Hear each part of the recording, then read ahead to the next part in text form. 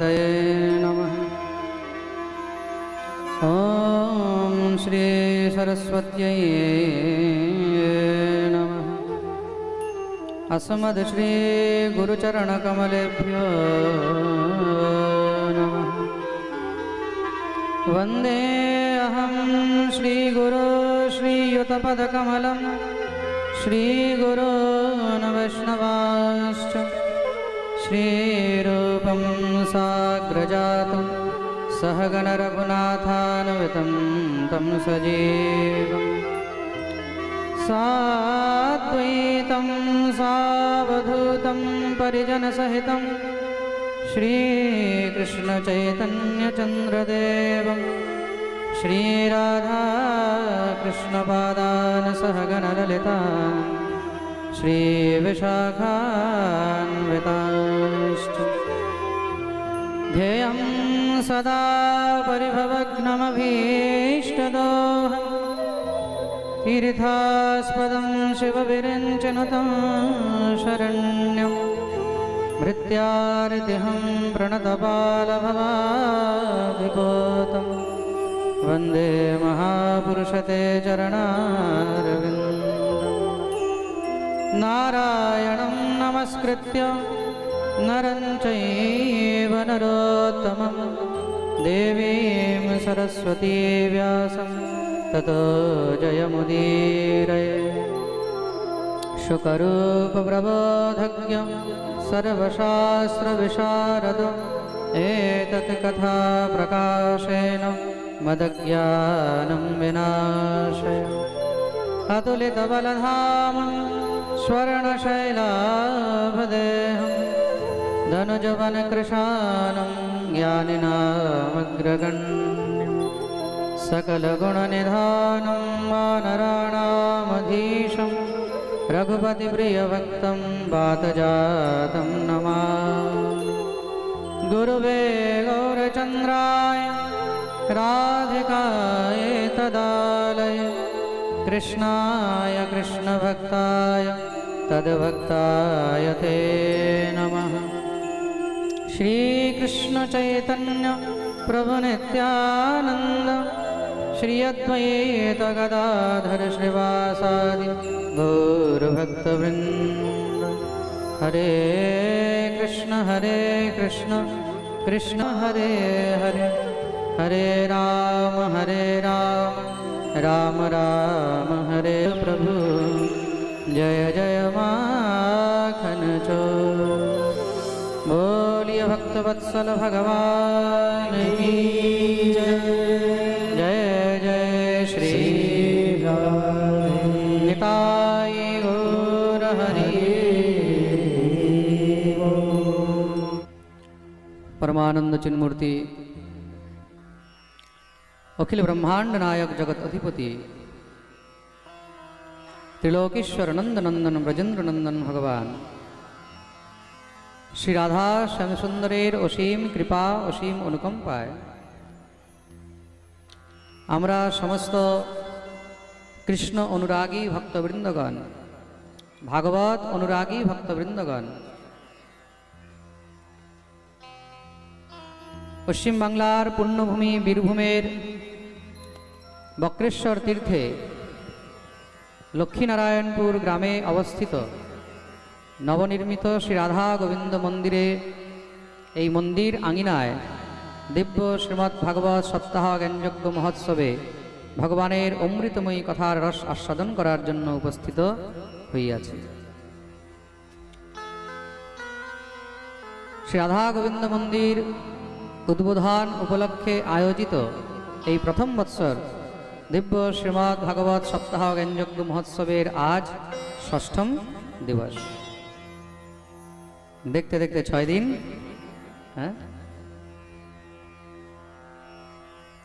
महोत्सव कबे शुरू हलो और देखते देखते कि करे 5 दिन केटे आज 6 दिने आमरा प्रवेश करছি। गोविंदेर कथाय समय किभाবে पेरिয়ে যায় বোঝাই যায় না। आज আমরা ষষ্ঠম দিবসের কথায় প্রবেশ করব। সর্বপ্রথম উপস্থিত সকল সাধুগুরু বৈষ্ণবদের, সমস্ত ভক্তদের এবং ভক্তিমতী মাতৃগণের শ্রীচরণে আমি কোটি কোটি প্রণাম জানাই। ইউটিউবের মাধ্যমে দেশে বিদেশে যারা এই পাঠ লাইভ শ্রবণ করছেন, সেই সকল ভক্তদের শ্রীচরণে আমি কোটি কোটি প্রণাম জানাই। একবার সবাই প্রেম সে বলো। বিগত কালকে আমরা ভগবানের দিব্য বাল্যলীলা বর্ণন শ্রবণ করেছি। ভগবানের বাল্যলীলা, মাখনচুরি লীলা, শ্রী গিরিরাজ গোবর্ধন ধারণ, শ্রী গিরিরাজ গোবর্ধন পূজা পর্যন্ত কালকের পাঠে আমরা শ্রবণ করলাম। এই গিরিরাজ কে? গোবর্ধন কে? এই গিরিরাজ কোনো পাহাড়, কোনো পর্বত নয়। তাহলে কৃষ্ণস্য অন্যতমম রূপম গোপবিশ্রম্ভণম গতঃ শৈলোস্মিতি ব্রুবন ভূরি বলিমাদদ্বৃহদ্বপুঃ। কৃষ্ণস্য অন্যতমম রূপম, ভগবান শ্রীকৃষ্ণের দ্বিতীয় রূপই হলেন শ্রী গিরিরাজ মহারাজ।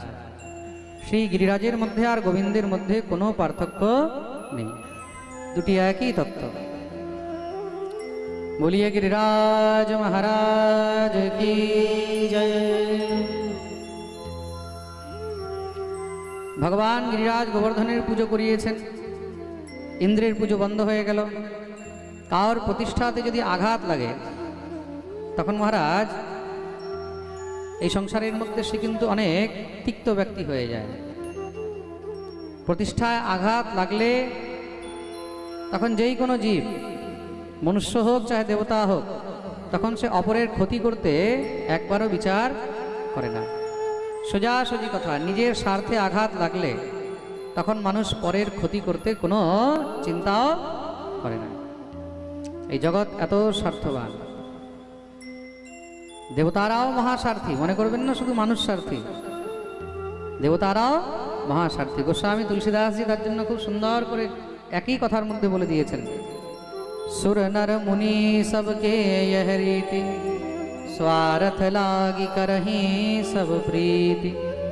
सुर नर मुनि, की देवता, की मनुष्य, की ऋषि मुनि, কাউকে এখানে কিন্তু বাদ দেওয়া হয়নি। সবাই স্বার্থ লাগি করহি সব প্রীতি। এই সংসারের মধ্যে স্বার্থ ছাড়া কোনো প্রেম নেই। আর যেখানেই স্বার্থে আঘাত লাগবে সেখানেই প্রেম শেষ। প্রেম সে বলো। যতক্ষণ স্বার্থ ঠিক আছে ততক্ষণ প্রেম আছে, স্বার্থ শেষ প্রেমও শেষ। নিঃস্বার্থ প্রেম তো একমাত্র শ্রী রাধারানী শ্রী গোবিন্দের সঙ্গেই হয়। আর বর্তমান যুগের মধ্যে তো ভগবানের সঙ্গেও নিঃস্বার্থ প্রেম হয় না। আজকালকার যুগে তো ভগবানকেও স্বার্থের জন্য প্রেম করা হয়। প্রভু আমার এই কাজটা হয়ে যাক, ভগবান আমার এই কাজ হয়ে যাক। কাজ হয়ে গেলে ঠাকুর খুব ভালো, আর কাজ না হলে ঠাকুরও বাদ দিয়ে দিচ্ছে। ভগবানও ক্যান্সেল, এক দেবতা ক্যান্সেল, নতুন দেবতা শুরু। আমার ওই দেবতা কোনো কাজ করেনি, আমি নতুন দেবতা ধরলাম, তাই তো?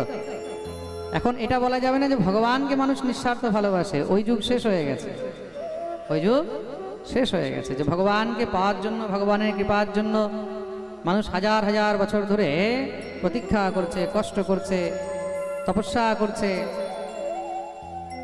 মানুষ কলিযুগের জীব না, এটা অত্যন্ত স্বার্থী, ভগবানকে নিয়েও স্বার্থ করে। প্রেম সে বলো। ভগবানকে নিয়ে খেলা করে, ভগবানকে নিয়েও তো খেলা হচ্ছে। হোটেলে যাচ্ছে, গোপাল সঙ্গে সঙ্গে চলছে। আহা, কত বড় ভক্ত রে বাবা। তার জন্যই বাংলা একটা কথা আছে না, অতি ভক্তি চোরের লক্ষণ। হোটেলে যাচ্ছে সেখানেও গোপাল নিয়ে, যে টেবিলে নিজে খাচ্ছে সেই টেবিলেও গোপাল বসে আছে। কত হাজার হাজার লোক সেই টেবিলে খেয়ে গেছে, বিচার করে কখনো দেখে? তার জন্য ভগবানের সঙ্গেও আজকাল প্রেম স্বার্থ দিয়ে হয়। ইন্দ্রের স্বার্থে আঘাত লাগলো তো ইন্দ্র কি করলেন? ইন্দ্রস্তদাত্মনঃ পূজাম বিজ্ঞায় বিহতাম নৃপ গোপেভ্যঃ কৃষ্ণনাথেভ্যো নন্দাদেভ্যশ্চ কোপসঃ। কুপিত হয়ে গেলেন, ব্রজবাসীরা আমার পুজো বন্ধ করে দিয়েছে, তাহলে এদেরকে নিশ্চয়ই সাজা দিতে হবে। সঙ্গে সঙ্গে মহারাজ সম্বর্ষণ মেঘকে ডাকলেন, যাও গিয়ে ব্রজমণ্ডলকে বর্ষা করে ভাসিয়ে দাও। সেই কি ঘনঘোর মেঘ আর তেমনই বর্ষা। সব ব্রজবাসীরা ভয়ে দৌড়ে গেলেন গোবিন্দের কাছে। কৃষ্ণ কৃষ্ণ মহাভাগ ত্বন্নাথং গোকুলম প্রভু ত্রাতুমর্হসি দেবান্নঃ কুপিতাৎ ভক্তবৎসল। হে গোবিন্দ রক্ষা করে, রক্ষা করো। তোমার কথা শুনে আমরা ইন্দ্রের পুজো বন্ধ করে গিরিরাজ গোবর্ধনের পুজো করলাম, তাই মনে হয় দেবরাজ ইন্দ্র কুপিত হয়ে গেছে, তুমি আমাদের রক্ষা করো। শ্যাম বললেন, চিন্তা করো না, আমরা যার পুজো করেছি আমাদের রক্ষাও সেই করবে, বিশ্বাস রাখতে হবে। মনে রাখবে, যেখানে বিশ্বাস নেই সেখানে ভগবানও। সবাইকে নিয়ে চললেন গিরিরাজ তটে। চলো গিরিরাজ তটে, শ্রী গিরিরাজ ভগবান আমাদের রক্ষা করবেন। সবাইকে নিয়ে গিরিরাজ তটে গিয়ে উপস্থিত হয়েছেন। দেখতেই দেখতে ভগবান কি করলেন, ইত্যুক্তেকেন হস্তেন কৃত্বা গোবর্ধনাচলম দধার লীলয়া কৃষ্ণচ্ছত্রাকমিব বালকঃ। ভগবান দেখতেই দেখতে শ্রী গিরিরাজ পর্বতকে খেলনার মতন তুলে নিলেন। খেলনা বলতে কেমন খেলনা, বলে ছত্রাকমিব বালকঃ। ছত্রাক, রাস্তার ধারে ছত্রাক হয়ে থাকে না, ওই যে ছোট ছোট, হ্যাঁ বাংলায় ওগুলোকে আবার ব্যাঙের ছাতা বলে। আজকাল তো ওগুলো খায়, কি বলে জানি, মাশরুম। হ্যাঁ, প্রেম সে বলো, খুব নাকি প্রোটিন হয়, খুব ইয়ে হয়। আমাদের ওখানে হিন্দিতে ওটাকে বলে কুকুর মুত্তা। মাশরুমকে বলে কুকুর মুত্তা, মানে কুকুর দেখলে পেচ্ছাপ করে দেয়, হয়তো তার জন্য ভিটামিন প্রোটিন বেশি হয়। আবার 200, আবার নাকি 200, 300, 400 টাকা কেজি। হ্যাঁ বাতাও, কুকুর মুত্তা নাম রে বাবা, তারপরে 200, 400 টাকা কেজি। আবার বলে নাকি হাই প্রোটিন, হাই ভিটামিন। প্রেম সে বলো। তো ছত্রাকমিব বালকঃ, যেইভাবে ছত্রাককে কোনো বাচ্চা খেলনার মতন তুলে নেয়, তদ্রূপ ভগবান তুলে নিলেন। আর তুলেছেন কি, ইত্যুক্ত একেইন হস্তেন, এক হস্তে, এক হাতে মহারাজ ধারণ করেছে, আর তারও কনিষ্ঠ আঙ্গুলের উপরে। ভগবান গিরিরাজকে ধারণ করলেন, সমস্ত ব্রজবাসীদেরকে বললেন, তোমরা নির্ভয় হয়ে চলে আসো। কারোর অন্তরে কিঞ্চিত কোনো ভয় হয়নি যে এত বিশাল বড় 7 ক্রোশের গিরিরাজ যদি পড়ে যায়। বিশ্বাস আছে যে উঠাতে পারে, সে সামলাতেও পারে। প্রেম সে বলো। ভগবান গিরিকে ধারণ করলেন, তার জন্য নাম হলো গিরিধারী। বলিয়ে গিরিধারী ভগবান কি। সব ব্রজবাসীরা গিরিরাজ তটে এসে উপস্থিত হয়েছেন। পশু পাখি জীব জন্তু সব এসে আশ্রয় নিয়েছে। দেখতে দেখতে দিনের উপরে দিন পেরিয়ে যাচ্ছে। ইন্দ্র নিজেই বর্ষা আরম্ভ করে দিলেন। বর্ষা কেমন হচ্ছে, শিলা বর্ষ নিপাতেন হন্যমানমচেতনম। শিলাবৃষ্টি হচ্ছে। ধর মহারাজ, বড় বড় শিলা পড়ছে, কার মাথায় পড়লে মরে যাবে এমন অবস্থা। কিন্তু ব্রজবাসীরা একদম সুরক্ষিত মহারাজ রয়েছেন। কেন? তাদের উপরে স্বয়ং গিরিরাজ রয়েছে। দেখতে দেখতে দিনের উপরে দিন পেরোচ্ছে। 1 দিন, 2 দিন, 3 দিন হয়ে গেল, 4 দিন হয়ে গেছে। সব রাখাল বালকরা বলছে, লালা तेरे हाथ में दर्द है गया होएगा, एक काम कर, थोड़ी देर के ताई तू विश्राम कर ले। তোর হাতে নিশ্চয়ই ব্যথা হয়ে গেছে, তুই কিছুক্ষণ বিশ্রাম করে নে। ঠাকুর বললেন, আচ্ছা আমি বিশ্রাম করলে এটা ধরবে কে? বলে, আচ্ছা তুই মনে করছিস তুই একা ধরে রেখেছিস? এই যে নিচে আমরা সবাই নিজের নিজের ডান্ডাগুলোকে লাগিয়ে রেখেছি, বাঁশগুলোকে লাগিয়ে রেখেছি, গিরিরাজ শুধু তুই একাই ধারণ করে রেখেছিস নাকি? ভগবান বললেন, আচ্ছা তাহলে তোমরা সব ধরে রাখতে পারবে তো? বলে, একদম নিশ্চিন্ত হয়ে তুই একটু ঘুম দে, আমরা সবাই মিলে গিরিরাজকে ধরে রাখবো। বলে যখনই মহারাজ সবাই বলেছেন, ভগবান বললেন, ঠিক আছে তাহলে একটু এদেরকেও মজা দেখাই। ভগবান বললেন, ঠিক আছে ছাড়ছি তাহলে। বলে, তাড়াতাড়ি ছেড়ে দে। ভগবান যখনই আঙুলটা একটু ঢিলা করেছেন, সব ডান্ডা একদম চটর মাটার শুরু হয়ে যায়। রে লালা, পকড়লে পকড়লে, ধর ধর ধর ধর। ভগবান সঙ্গে সঙ্গে মহারাজ আবার আঙুল ঠেকিয়ে দিলেন। ঠাকুর বললেন, কি হলো ভাই, তোমরা বলছিলে আমরা সবাই মিলে ধরবো? বলে, কানাই আমরা যা ভেবেছিলাম সব ভুল। এই গিরিরাজ একমাত্র তুমি ধারণ করতে পারবে, আমাদের কারোর মধ্যে সেই সামর্থ্য নেই, তোমাকে ছাড়া আমাদের আর কেউ নেই। কিন্তু এই গিরিরাজ তুমি ধারণ করলে কি করে? এত শক্তি, এত সামর্থ্য। ভগবান বললেন, দেখো এই শক্তি সামর্থ্য কিন্তু শুধু আমার নয়, এই শক্তি সামর্থ্য তোমাদের সবার রয়েছে। कछु माखन को बल बढ़ो, कछु गोपन करी सहाय, और श्री राधा की कृपा सो मैंने गिरवर लियो ठाय। कछु माखन को बल बढ़ो, कछु गोपन करी सहाय। কিছু এই যে ছোটবেলা থেকে সবার ঘরে ঘরে গিয়ে ননি খেয়েছি, মাখন খেয়েছি, সেই মাখনের বল। আর কিছু তোমরা সবাই মিলে যে সহযোগ করেছো তার বল। আর তারপরে সব থেকে বড় বল হলো শ্রী রাধারানীর। যেখানে রাধারানীর কৃপা রয়েছে, তো শ্রী রাধা কি কৃপা সো मैंने गिरिवर लियो उठाए। রাধা কৃপায় আমি গিরিকে ধারণ করেছি, তার জন্য ভগবানের নাম হলো রাধা গিরিধারী। বলিয়ে রাধা গিরিধারী ভগবান। সব ব্রজবাসীরা বললেন যাই হোক, আমাদের তোমাকে ছেড়ে আর কেউ নেই। মেরা কোই না সাহারা বিন তেরে, हो घनश्याम संवरिया मेरे, मेरा कोई न सहारा बिन तेरे। नंदलाल संवरिया मेरे, मेरा कोई न सहारा बिन तेरे। नंदलाल संवरिया मेरे, मेरी डोले भंवर में नैया, मेरी डोले भंवर में नैया। प्रभु बन जाओ खेवैया, प्रभु बन जाओ खेवैया। हे गोविंद, हे गिरिधारी, আমি তো এই ভবসাগরের মধ্যে, এই অথাহ সমুদ্রের মধ্যে ডুবে যাচ্ছি।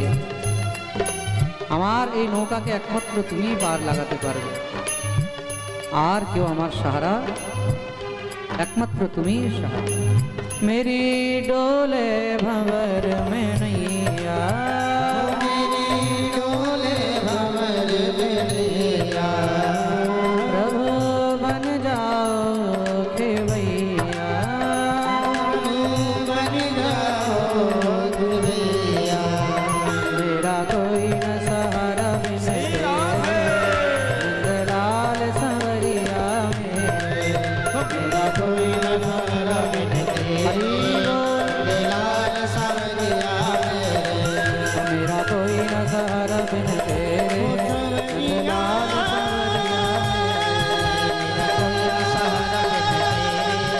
नंदलाल संवरिया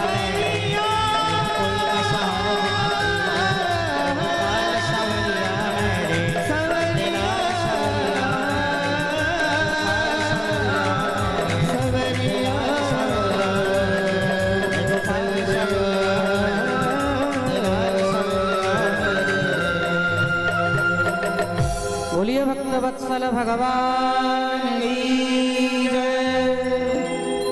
देखते देखते महाराज 7 दिन 7 রাত্রি হয়ে গেল।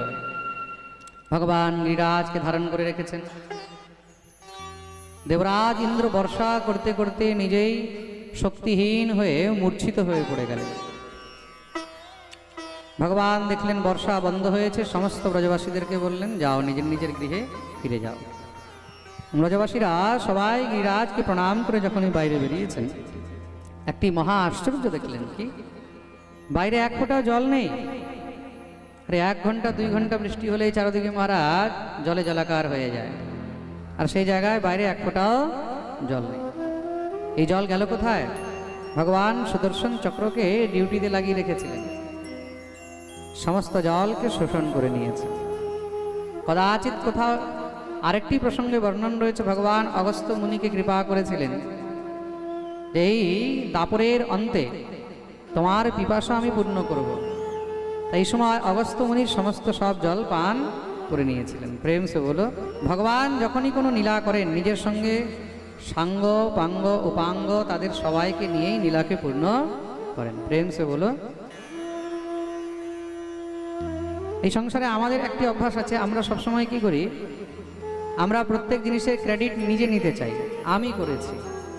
ভগবান কখনো বলেন না যে আমি করেছি, ভগবান করেন সব নিজেই, কিন্তু ক্রেডিট অন্যদেরকে দেন। জল শোষণ কে করেছে? ভগবান করেছেন। ক্রেডিট কাদেরকে দিচ্ছেন? অগস্ত্য মুনিকে। কাকে দিচ্ছেন? সুদর্শনকে। বলে এরা করেছে কাজ। প্রেম সে বলো। ভগবান গিরিরাজ ধারণ করেছেন, তাও নিজেকে ক্রেডিট দিচ্ছেন না। ভগবান কি বলছেন? কছু মাখন কো বল বড়ে হো। এই যে ছোটবেলা থেকে তোমরা ননি খাইয়েছো তার বল। কছু গোপন করি সহায়, কিছু তোমাদের সহায়তা। আর শ্রী রাধা কি কৃপা সো, তারপরে রাধারানীর কৃপা, তখন গিয়ে আমি গিরিরাজকে ধারণ করতে পেরেছি। ভগবানের জীবন থেকে, ভগবানের লীলা থেকে অনেক কিছু শেখার আছে, আর শিখতে হবে। প্রেম সে বলো। ভগবান ভগবান হয়েও নিজেকে ভগবান কখনো বলতে চান না, ভগবান সাজতে চান না। প্রেম সে বলো। ভগবান গিরিরাজকে রাখলেন। নন্দবাবা বললেন, কানাই তুমি তো চলো। ভগবান বললেন, বাবা তুমি চলো, এখন অনেক হিসাব কিতাব বাকি আছে।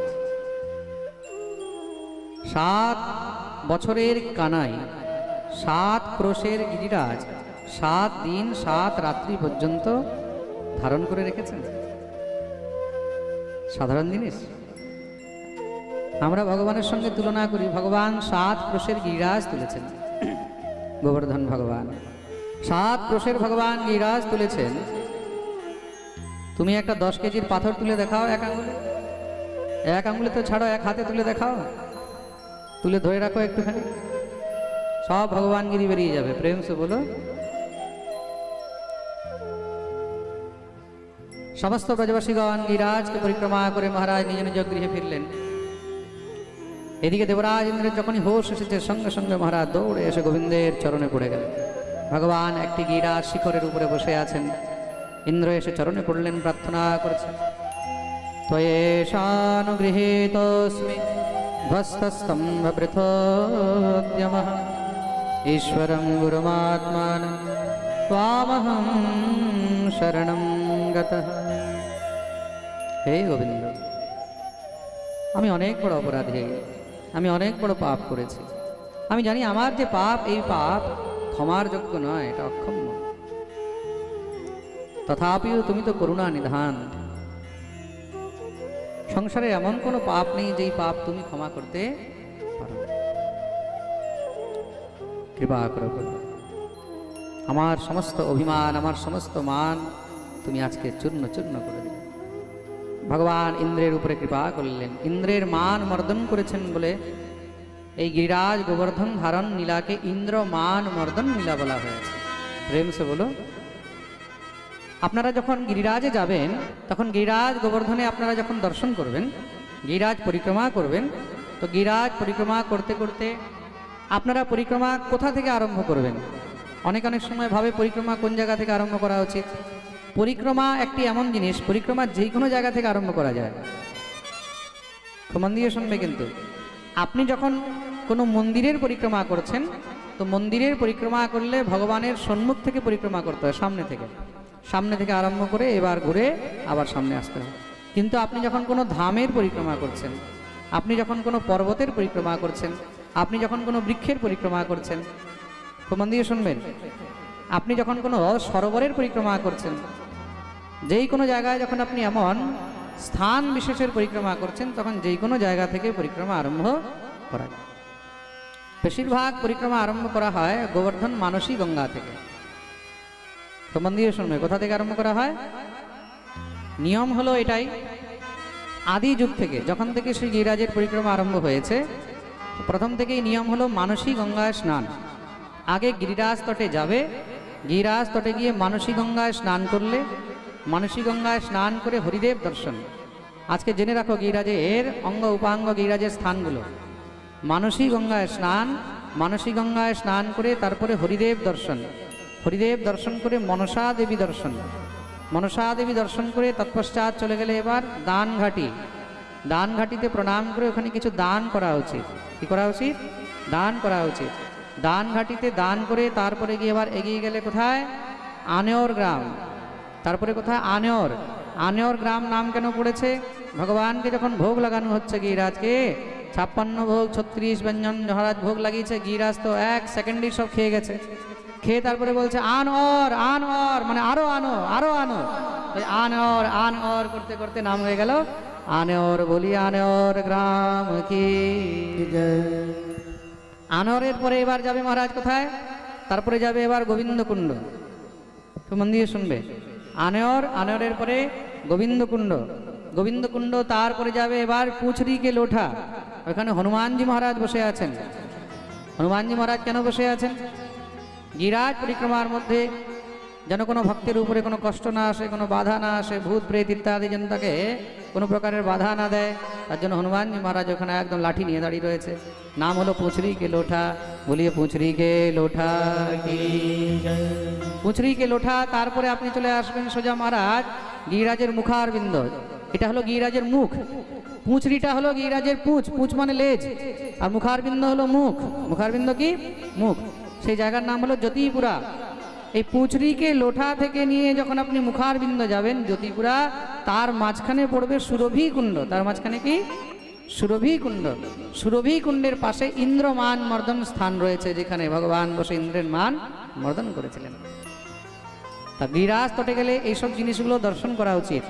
গিরিরাজ তটের মধ্যে আপনাদেরকে বললাম মানসী গঙ্গা, হরিদেব দর্শন, মনসা দেবী দর্শন, দানঘাটি, আনোয়ার গ্রাম, শঙ্কর্ষণ কুণ্ড, গোবিন্দকুণ্ড, পুছরিকে লোঠা, সেখানে নয়ন সরোবর, অপ্সরা সরোবর। তারপরে ওখান থেকে চলে আসলে এবার সুরভি কুণ্ড। সুরভি কুণ্ডের পরে এবার চলে আসলে জ্যোতিপুরা, মুখারবিন্দ। মুখারবিন্দে এবার গিরিরাজকে একটু দুধ দিয়ে অভিষেক করলে, গিরিরাজকে দুধ দিয়ে অভিষেক করার অনেক মহিমা আছে, ঠিক আছে? দর্শন করে অভিষেক করলে তারপরে চলে আসলে রুদ্রকুণ্ড। রুদ্রকুণ্ড দর্শন করে এবার এগিয়ে চলে আসলে কোথায়? গিরিরাজ গোবর্ধন। এবার আসলো গোবর্ধন। গোবর্ধনের পরে এবার মহারাজ এগিয়ে চলে আসলেন উদ্ধব কুণ্ড। তারপরে উদ্ধব কুণ্ড দর্শন করে চলে আসলেন এবার সোজা রাধা কুণ্ড, শ্যাম কুণ্ড। রাধা কুণ্ড, শ্যাম কুণ্ড দর্শন করবে, স্পর্শ করবে, স্নান করবে। তৎপশ্চাৎ সেখান থেকে চলে আসলে এবার কুসুম সরোবর। কুসুম সরোবর দর্শন করলে, নারদ কুণ্ড দর্শন করলে, কুসুম সরোবর, নারদ কুণ্ড দর্শন করে এবার তারপরে চলে আসবে চক্লেশ্বর মহাদেব। চক্লেশ্বর মহাদেবের দর্শন করে মানসী গঙ্গার জল নিয়ে মহাদেবকে স্নান করিয়ে প্রণাম করে এবার গিয়ে পরিক্রমা পূর্ণ হলো। বলিয়ে গিরিরাজ মহারাজ কি জয়। যারা রাধা কুণ্ড থেকে পরিক্রমা আরম্ভ করেন তারা রাধা কুণ্ডে গিয়ে বিশ্রাম করবেন। যারা গোবর্ধনে মানসী গঙ্গা থেকে আরম্ভ করেন তারা মানসী গঙ্গা বিশ্রাম করবেন। এটা হলো গিরিরাজের অঙ্গ। তাই এই নীলাকে ইন্দ্রের মান মর্দন নীলা বলা হয়েছে। ভগবান ইন্দ্রকে ক্ষমা করে দিলেন। আনন্দের কথা দেখুন, মজার কথা দেখুন। ব্রহ্মা ভগবানের স্তুতি করে মরে যাচ্ছে, প্রভু আমাকে ক্ষমা করো, নৌমিড্যতে ব্রভপুষে তড়িদম্বরায় গুঞ্জাবতংস পরিবেচ্ছল সন্মুখায় বন্যস্ত্রজে কবলবেত্র বিষাণবেণু লক্ষ্মশ্রিয়ে মধুপদে পশুপাঙ্গজায়। ভগবান ফিরেও তাকাচ্ছেন না, বলে ভাগ এখান থেকে, চল। ব্রহ্মার দিকে ফিরেও তাকালেন না। 40টি শ্লোকে মহারাজ ভগবানের স্তুতি করেছে, আর ভগবান ফিরেও তাকাননি। দেবরাজ ইন্দ্র মাত্র 10টি শ্লোকে স্তুতি করেছে, ভগবান তাকে কৃপা করে দিলেন। न जाने कौन से गुण पर दया निधि रीझ जाते हैं। ভগবান কখন কার উপরে কিভাবে খুশি হয়ে যায় এটা কেউ বলতে পারবে না। কেউ কুইন্টেল কুইন্টেল দুধ দিচ্ছে ভগবানের মাথায়, তাও ভগবান তার দিকে ফিরে তাকাচ্ছে না। কেউ এক ঘটি জল এনে দিয়েছে, ভগবান তাতেই খুশি। পার্থক্যটা কোথায়? পার্থক্য আছে। কেউ 10 কুইন্টেল দুধ দিয়ে ভগবানকে স্নান করাচ্ছে, ভগবান তাতেও খুশি নয়। কেউ 1 গ্লাস জল দিচ্ছে, তাতেও ভগবান খুশি। কেন? যে 10 কুইন্টেল দুধ দিচ্ছে, সে 10 কুইন্টেল দুধ দিয়েও কিন্তু মন থেকে প্রসন্ন নয়। সে হয়তো দায়ে পড়ে করছে, বা নিজের নাম যশের জন্য করছে, বা দেখাবার জন্য করছে। আর কেউ 1 গ্লাস জল দিচ্ছে, সেই জলটাও কানতে কানতে দিচ্ছে, প্রভু আমার আর সামর্থ্য নেই, আমার কাছে এতটুকুই আছে, প্রভু যা আছে সেটাই তোমাকে দিলাম। কেউ 56 ভোগ লাগাচ্ছে ভগবানকে, সেটাও পছন্দ হচ্ছে না, তার ঘরে যাচ্ছেই না খেতে। দুর্যোধন ভগবানের জন্য 56 ভোগ রেডি করে রেখেছে। দ্বারকাধীশ এসেছেন তো শান্তি দূত হয়ে, তা দুর্যোধনের তো সম্পর্কে আবার ভগবান বিয়াই হন, মেয়ে বিয়ে দিয়েছে ভগবানের ছেলের সঙ্গে। তা দুর্যোধন ভগবানকে বলছে, তোমার জন্য আমি 56 ভোগ তৈরি করে রেখেছি, চলো চলো মধুসূদন, হে দ্বারকাধীশ, আমার ঘরে তুমি প্রসাদ পাবে। ভগবান বলছে, তোর 56 ভোগ তোর ঘরে মোবারক, যা, তোর 56 ভোগের দরকার নেই। ভগবান বেরিয়ে গেলেন রথ নিয়ে। এদিকে বিদুরের বউ বিদুরানী নিত্য শুধু গোবিন্দের জন্য কাঁদে, কোন দিন ঠাকুর আমার ঘরে আসে। কোন দিন গোপাল আমার ঘরে আসবে? আমার কাছে তো কিছু নেই, আমি কি তাকে একটু শাক ভাত খাওয়াতে পারবো না? আমি কি তাকে একটু সিদ্ধ অন্ন দিতে পারবো না? শুনেছে হস্তিনাপুরে এসেছেন, মনে মনে ভাবছে। বিদুর যখন গেছেন রাজদ্বারে, বিদুরকে বলেছেন, ওগো শোনো না, দ্বারকাধীশ আসছেন তো, একটু ঘরে নিমন্ত্রণ করে নিয়ে আসো। বলে দিও তোমার কাকি বারবার তোমার কথা বলে, যতটুকু পারবো একটু তার জন্য স্বাগত করবো। বিদুর সংকোচে ভগবানকে বলতে পারছেন না, আমি কি করে বলবো? রাজার কাছে এসেছে, রাজা তার এত সুন্দর স্বাগত করবে, আমি সাধারণ একটা মন্ত্রী কি দিতে পারবো? ভগবান তো অন্তর্যামী। ভগবান রথ নিয়ে দৌড়ে চলে গেলেন বিদুরের ঘরে। বিদুর জানতে পেরেছেন যে দ্বারকাধীশ আমার ঘরে গেছেন, বিদুর পিছনে পিছনে দৌড়াচ্ছেন। ভগবতী বিদুরানী স্নান করে উঠেছেন, ঠাকুর দরজা খটখট করছেন, ও কাকি দরজা খোলো, কাকি দরজা খোলো। বিদুরানী দৌড়ে এসেছে, কে? খোলো খোলো। যখনই দরজা খুলেছে, সামনে স্বয়ং সাক্ষাৎ ভগবান দ্বারকাধীশ। দ্বারকাধীশ সে দেখিয়ে তো হাওয়া করে কানতে লেগে গেছে। কি দেখছি? যাকে স্বপ্নে দেখি, যাকে সবসময় চিন্তন করি, তাকে আজকে সামনে বিশ্বাস হচ্ছে না। তাকে রয়েছে দ্বারকাধীশের দিকে। ঠাকুর ধরলেন, ধরে বলছে, কাকি কি দাঁড়িয়েই থাকবে, ঘরে ঢুকতে বলবে না? মাথায় হাত দিয়ে বলছে, মাথা ঠিক নেই, কি দেখছি সামনে সাক্ষাৎ তো। চলো চলো, খুব খিদে লেগেছে, আমাকে কিছু খেতে দাও। সেই দ্বারকা থেকে এসেছি, কিছু খাইনি, খুব খিদে লেগেছে।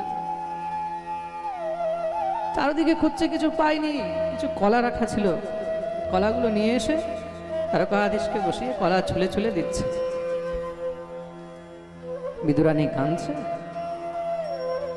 কলাগুলো ছুলে ছুলে গোবিন্দের হাতে দিচ্ছে, আর গোবিন্দ নিয়ে খাচ্ছে। আসলে কলা ছুলে কলা দিচ্ছে না, কলা ফেলে দিচ্ছে, ছিলকাগুলো গোবিন্দকে দিচ্ছে। গোবিন্দ খেয়ে যাচ্ছে। বিদুর দৌড়ে এসেছে, এই দৃশ্য দেখে বিদুর দৌড়ে গিয়ে খপ করে হাত ধরলেন, আরে পাগল হয়ে গেছিস তুই? তোমার মাথা খারাপ হয়ে গেছে? কি করছো তুমি? দ্বারকাধীশকে কলার ছিলকা খেতে দিচ্ছ? কি বলছো? আমি না আমরা খুশি নেই, ভুল হয়ে গেছে। বিদুর গোবিন্দকে বলছেন, হে গোবিন্দ, আরে ও তো পাগল হয়ে গেছে, তুমি তো পাগল হওনি, তুমি তো বলতে পারতে যে আমাকে কলাগুলো দাও, তুমি ছিলকা খাচ্ছ। ভগবান বললেন, কাকা এই ছিলকার মধ্যে যে প্রেম আছে না, সেই প্রেম 56 ভোগেও নেই।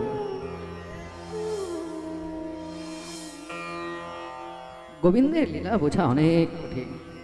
কখন কার উপরে কিভাবে প্রসন্ন হয়ে যাবে, কখন কার উপরে কিভাবে কৃপা করবে, এটা একমাত্র সেই জানে।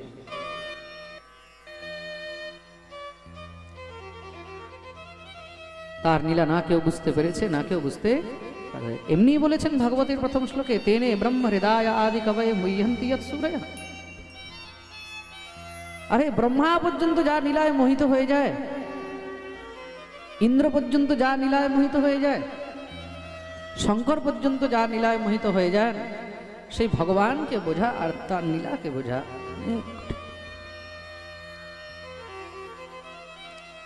এ সংসারের মধ্যে প্রেম হলো সার। ভগবানকে প্রেমের দ্বারা সবকিছু করা যায়, কি না? হ্যাঁ, ভগবান দুর্যোধনের ঘরে মেবা ত্যাগ করেছেন, কিন্তু বিদুরের ঘরে ভগবতী বিদুরানী সুন্দর করে শাক অন্ন রান্না করে দিয়েছেন। সেটা দেবরাজ ইন্দ্রকে ভগবান ক্ষমা করলেন। ক্ষমা করার কারণ কি?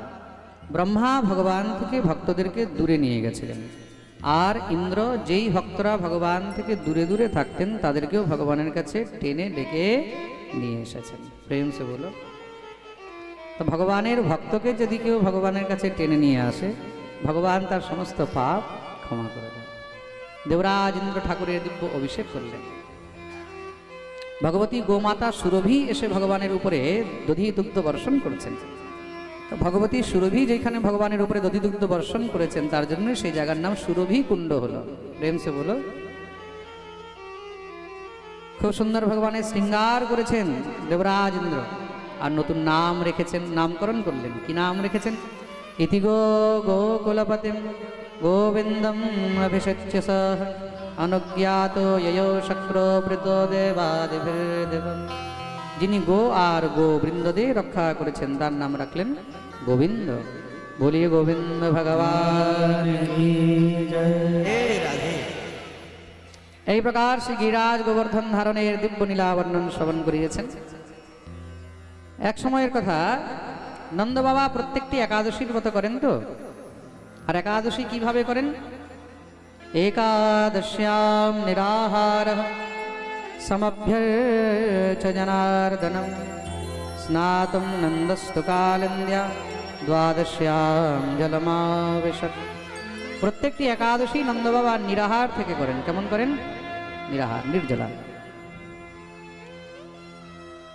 একদিন নন্দ বাবা একাদশীর পরে, আজকে তো দ্বাদশী, দ্বাদশীর দিন মহারাজ ব্রহ্ম মুহূর্তে স্নান করতে গেছেন। কিন্তু ব্রহ্ম মুহূর্তের জায়গায় আজকে নিশাকালে চলে গেছেন। নিশাকাল দেবতাদের বিশ্রামের সময়, জল দেবতারা বিশ্রাম করে, সেই সময় কখনো জলে স্নান করিতে নেই। মধ্যরাত্রিতে জলে স্নান করছেন, বরুণের অনুচরগণ নন্দ বাবাকে ধরে নিয়ে চলে গেছে।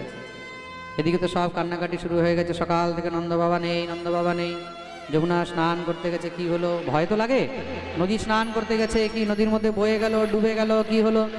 চারদিকে খোঁজাখুঁজি চলছে, কোথাও কোনো খবর নেই। মায়ের তো কান্নাকাটি শুরু।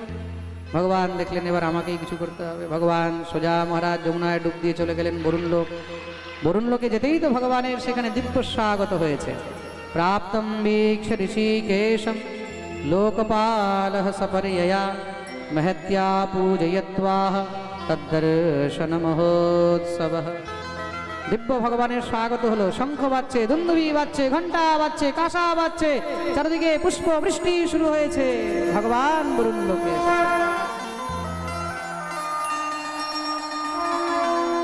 বরুণ স্বয়ং এসে ভগবানকে বন্দন করে নিয়ে গেলেন। নিয়ে গিয়ে উচ্চ আসনে বসিয়ে ভগবানের পুজো করলেন। তৎপাদ ভাজো ভগবন নবাপুঃ পারমধ্বনঃ নমস্তুভ্যম ভগবতে ব্রহ্মণে পরমাত্মনে। ভগবান খুব প্রসন্ন হলেন বরুণের উপরে। বরুণ, তুমি খুব সুন্দর স্বাগত করলে, কিন্তু তুমি জানো তুমি কাকে ধরে নিয়ে এসেছো? বলে, প্রভু জানি, ভুলবশত আপনার পিতৃদেবকে ধরে নিয়ে আসা হয়েছে। ভুল যখন হয়ে গেছে, আমি ভাবলাম এবার কি করা যায়। বিচার করে দেখলাম, যখন থেকে বরুণ লোক আপনি সৃষ্টি করেছেন, একবার আপনি ফিরেও তাকাননি। তা ভাবলাম আপনার পিতাকে যদি আমরা আটকিয়ে রাখি, তা পিতাকে মুক্ত করার জন্যই হোক না কেন, একবার আপনার চরণ ধুলি এখানে তো পড়বে। আপনার চরণ ধুলার আকাঙ্ক্ষায় আমরা ভুলটাকে একটু বাড়িয়ে দিলাম। প্রেম সে বলো।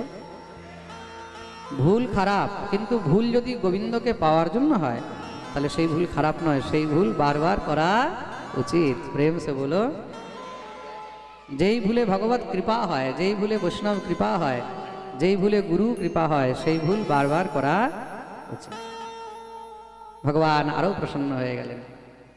নন্দ বাবাকে মুক্ত করে নিয়ে এসেছেন। মুক্ত কি বেঁধে তো রাখেননি, সুন্দর করে মহারাজ একদম সসম্মানেই রাখা হয়েছিল। নন্দ বাবা আসতেই গোবিন্দকে বুকে জড়িয়ে ধরলেন। ঠাকুর জিজ্ঞাসা করছেন, বাবা कोई कष्ट तो ना भयो? কোনো কষ্ট হয়নি তো? বলে, না লালা কছু কষ্ট না भयो, लेकिन हमारी तो छाती धक धक कर रही।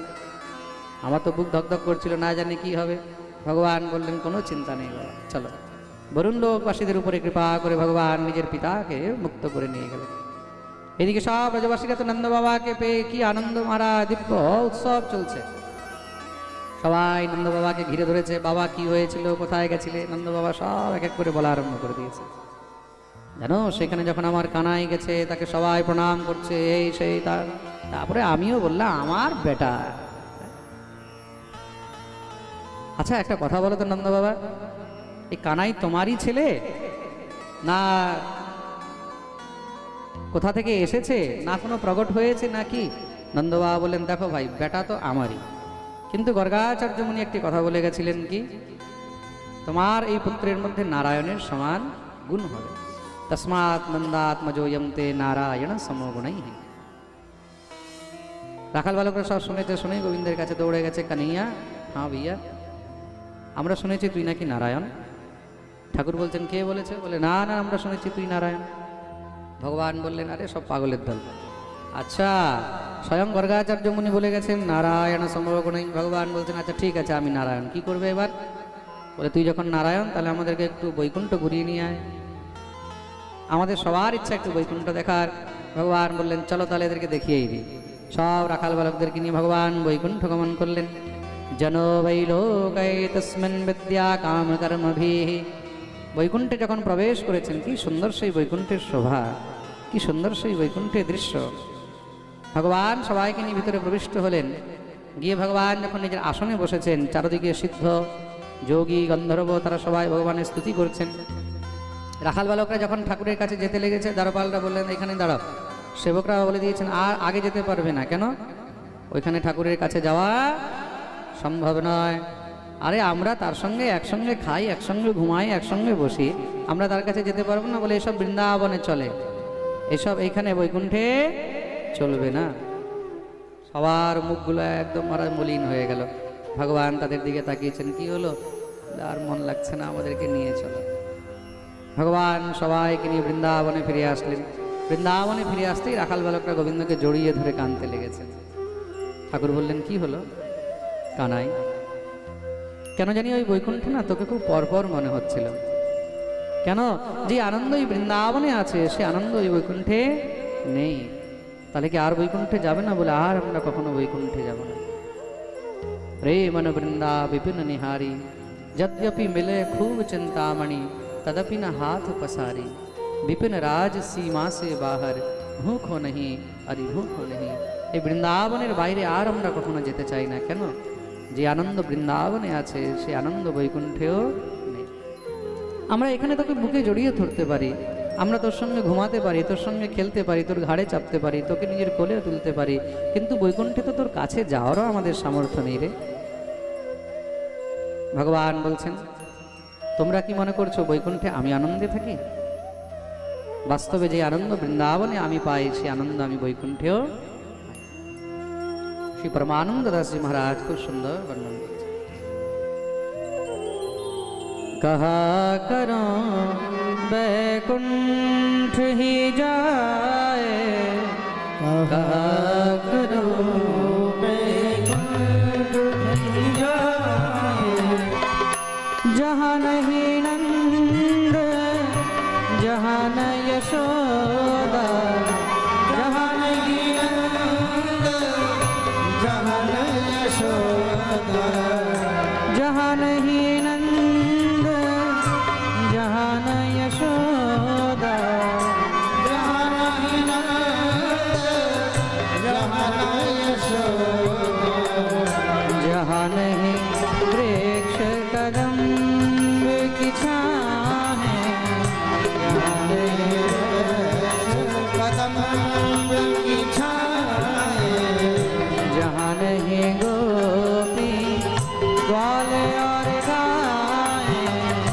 जहाँ नहीं गोपी ग्वाल और गाय, जहाँ नहीं जल यमुना को निर्मल, जहाँ नहीं जल यमुना को निर्मल, जहाँ नहीं वृक्ष कदम्ब की छाँव, जहाँ नहीं वृक्ष कदम्ब की छाँव, कहा करो बैकुंठ ही जाए, कहा करो बैकुंठ ही जाए।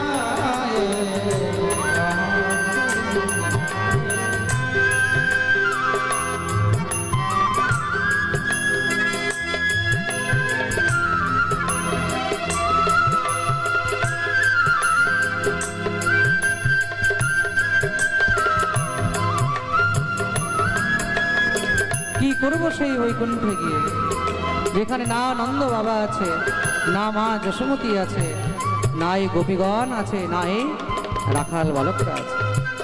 না সেখানে যমুনা আছে, না সেখানে গিরিরাজ আছে, না সেখানে কদমের বৃক্ষ রয়েছে, না এই গাভীগণ রয়েছে। তার জন্য ব্রজগোপীগণ বলছেন, যদি বৃন্দাবন থেকে কাউকে বাইরে যেতে হয় তাহলে আমাদের শত্রুরা যাক, আমরা কখনো। परमानंद प्रभु चतुर ग्वालिनी, परमानंद प्रभु चतुर ग्वालिनी, परमानंद प्रभु चतुर ग्वालिनी, परमानंद प्रभु चतुर ग्वालिनी। ब्रज तज मेरी जाए बनाए, ब्रज तज मेरी जाए बनाए, कहा करो वैकुंठ ही जाए, कहा करो वैकुंठ ही जाए, कहा करो वैकुंठ ही जाए,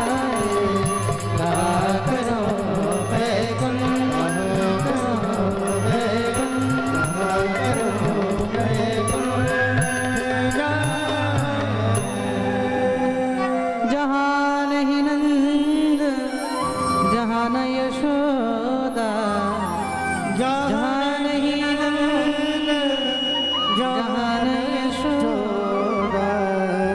जहाँ नहीं गोपी ग्वाल और गाय, जहाँ नहीं गोपी ग्वाल और गाय, कहा करो बैकुंठ ही जाए, कहा करो बैकुंठ ही जाए। যে আনন্দ বৃন্দাবনে রয়েছে সেই আনন্দ অনন্ত কোটি ব্রহ্মাণ্ডের দ্বিতীয় আর কোনো স্থানে নেই। প্রেম সে বলো, জোর সে বলো, আরো জোরে, আরো জোরে, আরো জোরে। জয় জয় শ্রী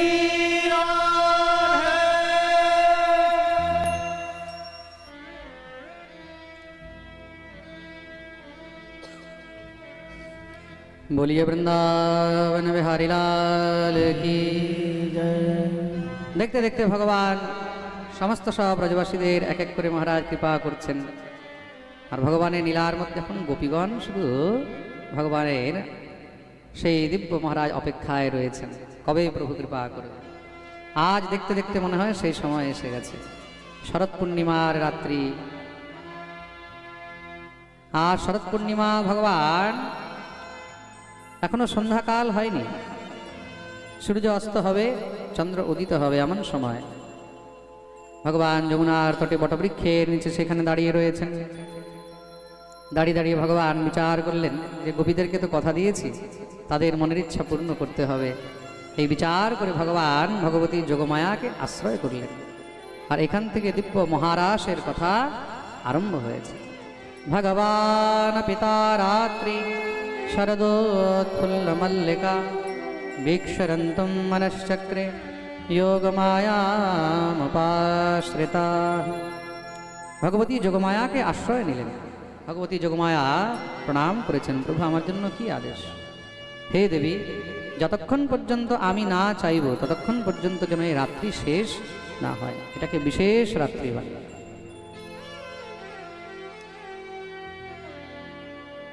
ভগবতী যোগমায়া রাত্রির বিস্তার করলেন।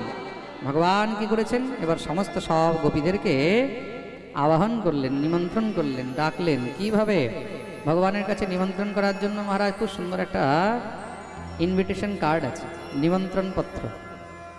সবার ঘরে ঘরে তো আর কার্ড দিতে ভগবান যাবেন না, নিমন্ত্রণ করতে যাবেন না। ভগবানের কাছে একটা দিব্য কার্ড রয়েছে। সেটা কি? সেটা হলো ভগবানের বাঁশি। ভগবান নিজের সেই বংশীর দিব্য ধ্বনি আরম্ভ করলেন।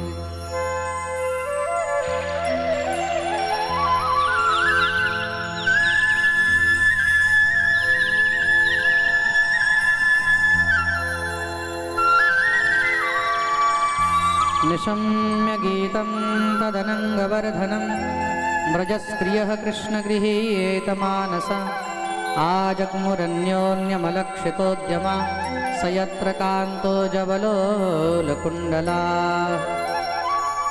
যখনই বংশীর ধ্বনি গোপীদের কানে পড়েছে সব পাগলিনী হয়ে গেছে। আর মহারাজ নিজের হোঁশে কেউ সব পাগলের মতন দৌড়াচ্ছে। যে যেই পরিস্থিতিতে ছিলেন, দুহন্ত্যোভিয়ো কাশ্চিদ দোহম হেত্বা সমুৎসকাঃ পয়োদিশ্রিত্য সংজ্ঞাবমনুদ্ভাস্যা পরায়য়ুঃ পরিবেশয়ন্ত্যস্তদ্ধিত্বা পায়য়ন্তঃ শিশূনপয়ঃ শুশ্রূষন্ত্যঃ পতীন কাশ্চিদ অশ্নন্ত্যোপাস্য ভোজনম। কোন গোপী গাভীর দুগ্ধ দহন করছিলেন, যেখানে সেই বংশীধ্বনি কানে পড়েছে সঙ্গে সঙ্গে দৌড়াতে লাগলো, সব ছেড়ে দিয়ে দৌড়িয়েছে। কেউ নিজের স্বামীর সেবা করছিল, সেখানেই মহারাজ স্বামীকে পরিত্যাগ করে দিয়ে দৌড়াতে লেগেছে। কেউ সন্তানকে দুগ্ধ পান করাচ্ছিল, সেখানেই ছেড়ে দিয়ে দৌড়াতে লেগেছে। কেউ শৃঙ্গার করছিল, শৃঙ্গার ও মহারাজ সব উল্টো পাল্টা করে দৌড়াতে লেগেছে। কেউ ঠোঁটের লালি গালে মেখে নিয়েছে, কেউ চোখের কাজল ঠোঁটে মেখে নিয়েছে। ব্যত্যস্তা বস্ত্রাভরণা কাশ্চিৎ কৃষ্ণান্তিকম জয়ুঃ। কেউ বস্ত্র পরছিল, বস্ত্র মহারাজ উল্টো পাল্টা পরে নিয়েছে, কোনো হোশ নেই। কেন? বাসি শুনে কি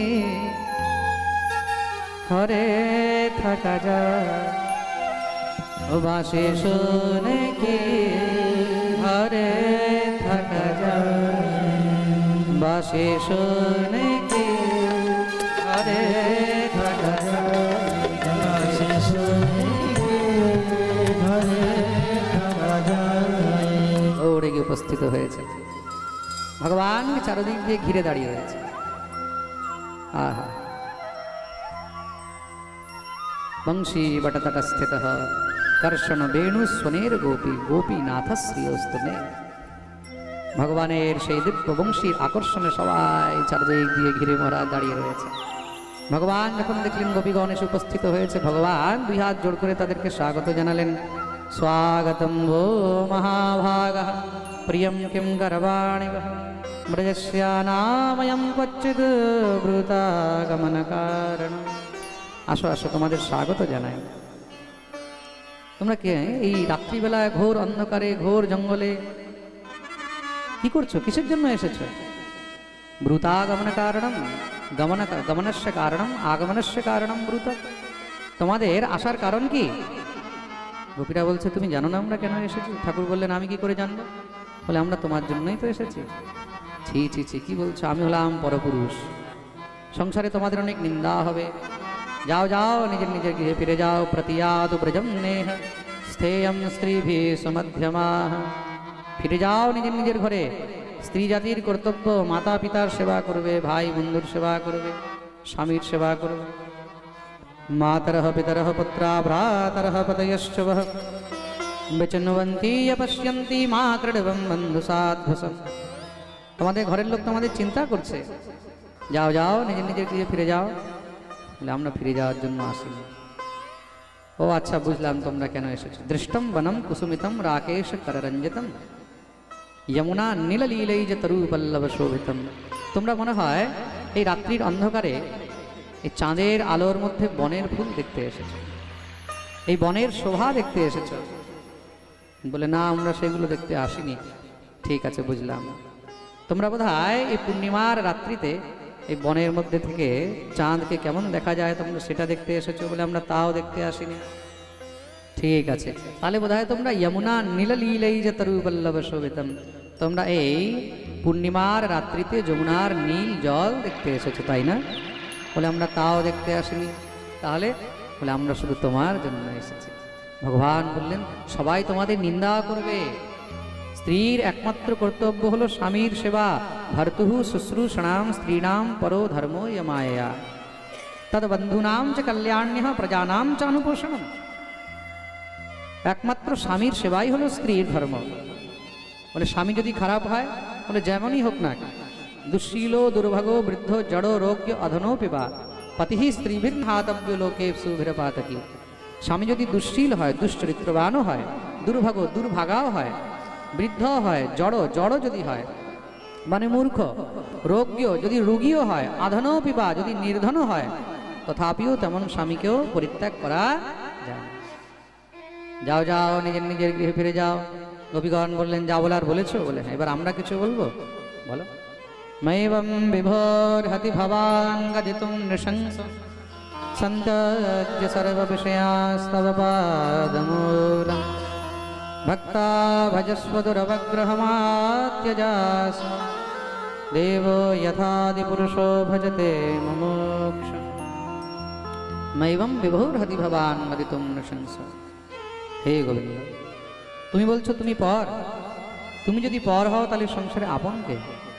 এই সংসারে তোমার থেকে বড় আপন আর কেউ নেই।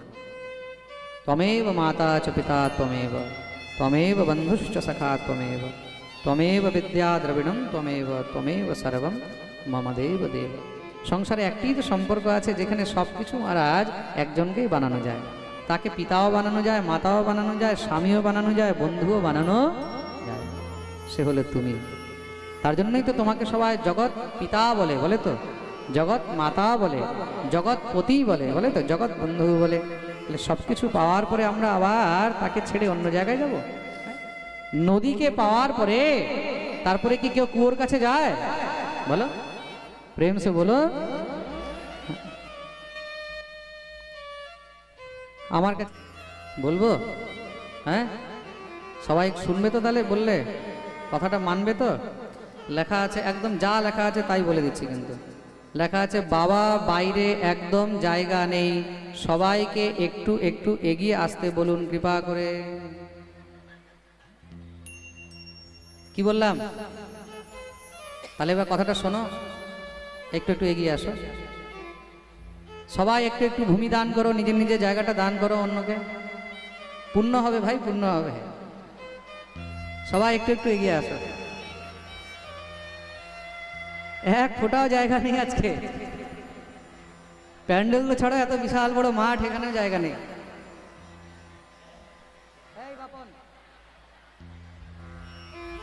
সবাই যতটা পারবে ততটা এগিয়ে আসো।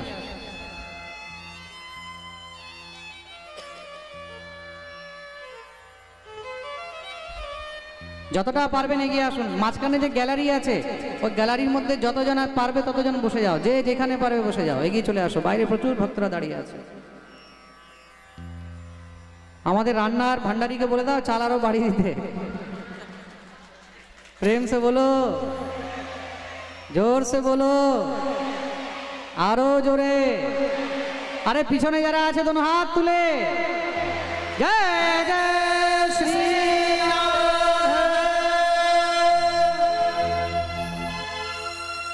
প্রথম ভান্ডারী এখানে দাঁড়িয়ে আবার শুটিং করছে রে। ওদিকে খেয়াল রাখো। যখন এখানে পাঠের আয়োজন করি আমাকে অনেক লোক বলেছিল, মহারাজজি জঙ্গলে লোক হবে, তাদেরকে ভিডিওটা ভালো করে দেখিয়ে দিও।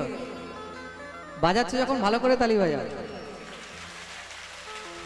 কালকে আমাদের প্রায় 10,000 ভক্তদের সমাগম ছিল। আমাদের প্রসাদ হিসাবে কাউন্টিং হয় তো, কতটা পাতা গেল কতটা। কালকে প্রায় 10,000 আমাদের ভক্ত সংখ্যা ছিল। আজকে তো ভগবান জানে কত হবে। প্রেম সে বলো। সব ভাগবতের কৃপা, সব রাধারানীর কৃপা, সব আমার শ্রী গুরুদেবের কৃপা।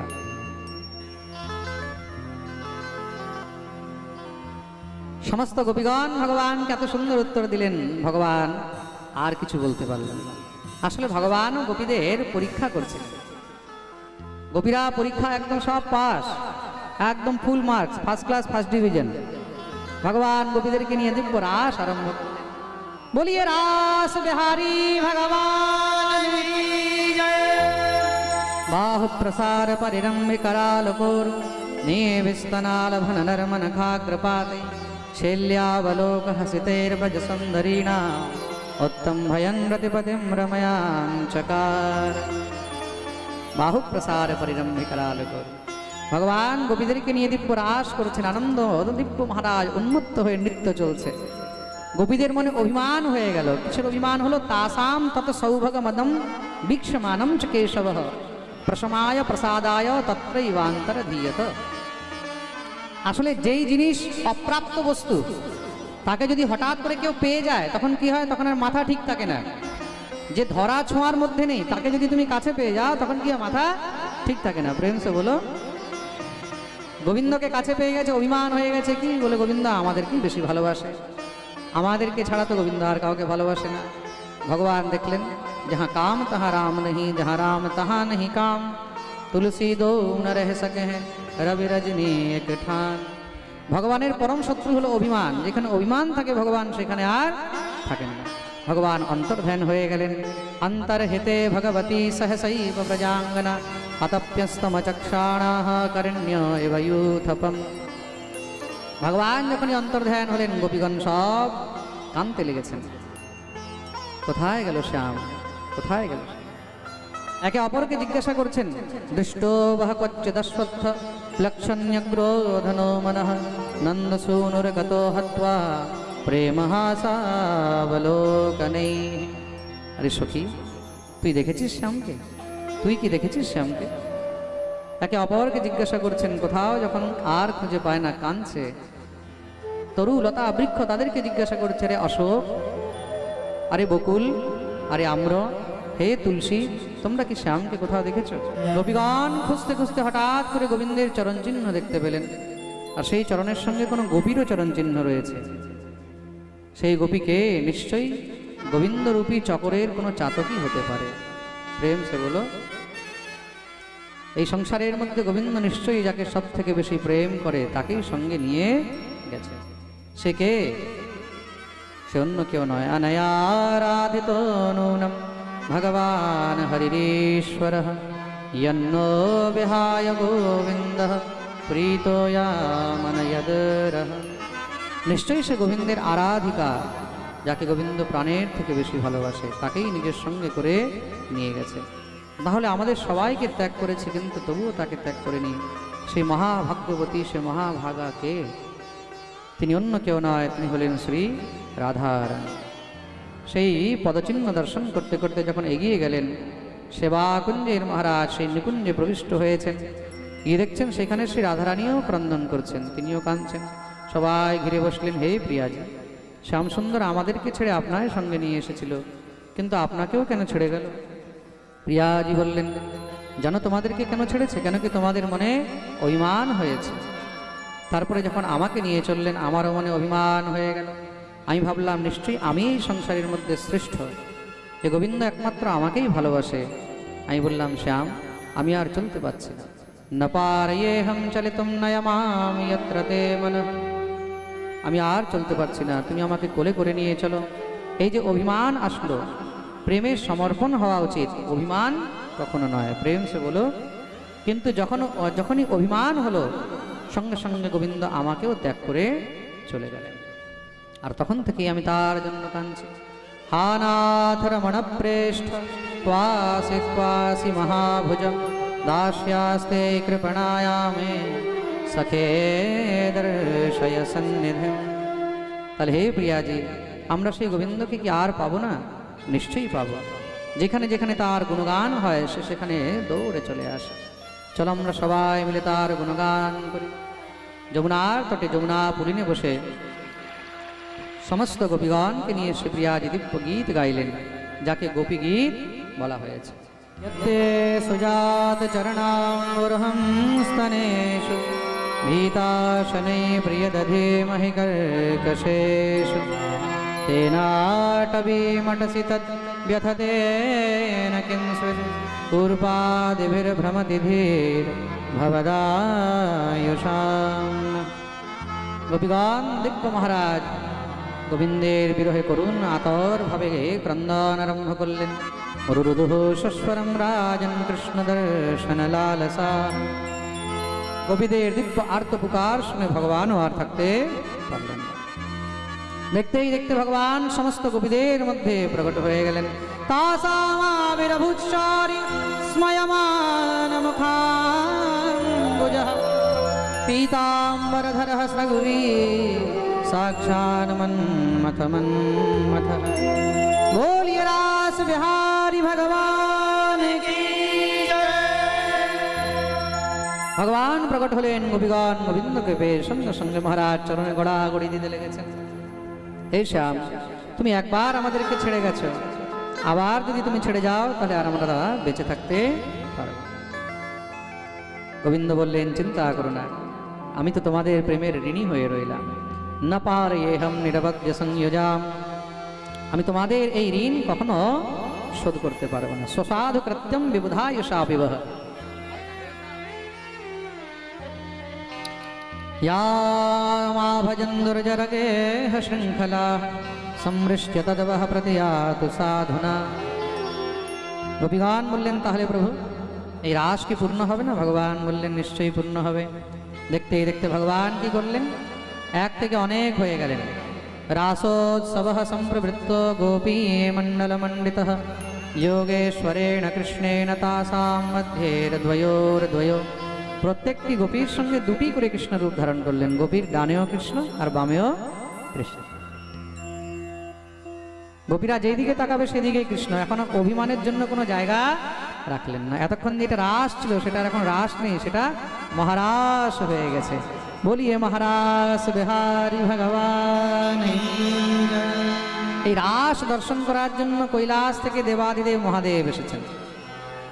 মহাদেব যখনই রাসে প্রবিষ্ট হতে যাচ্ছেন সঙ্গে সঙ্গে গোপীগণ সেখানেই দাঁড় করিয়ে দিলেন। এ বাবাজি, কোথায় যাচ্ছ?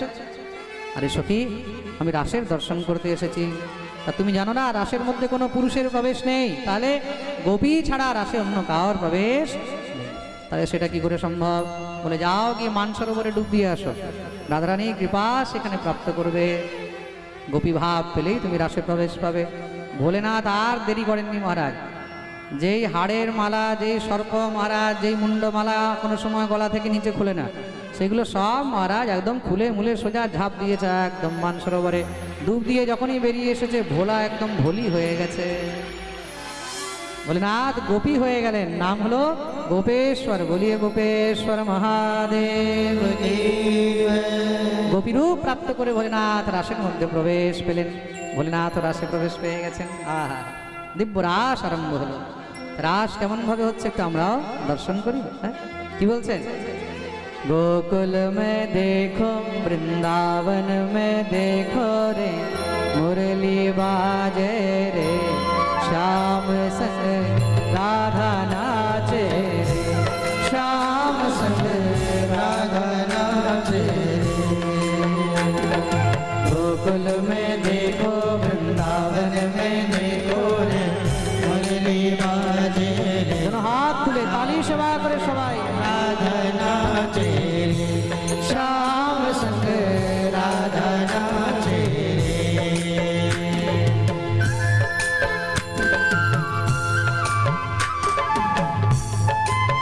बोलिए रास बिहारी भगवान की।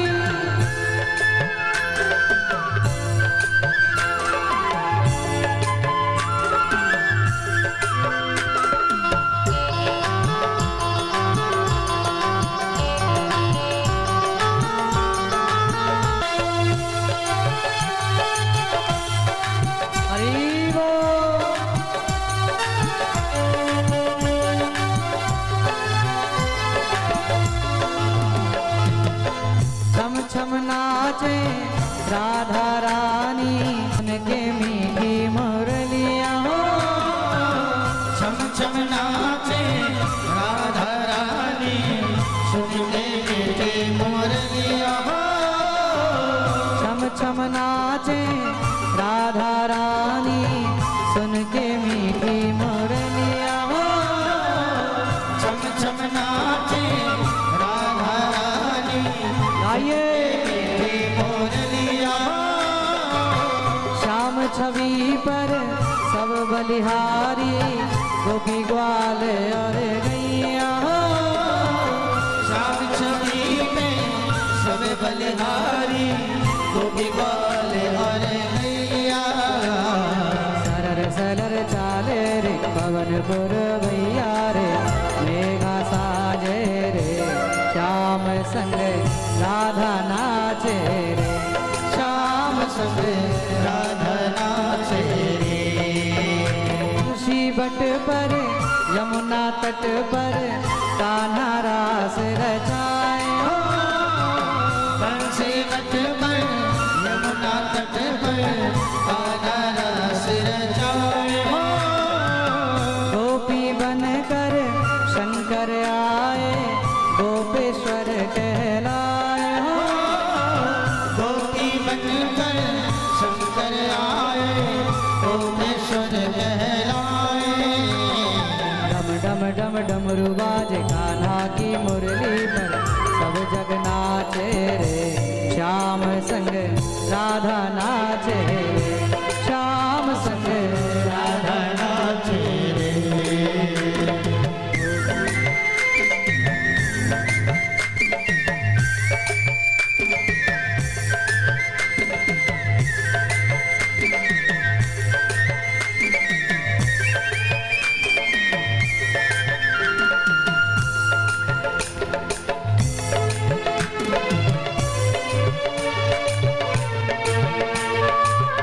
हरि बोल।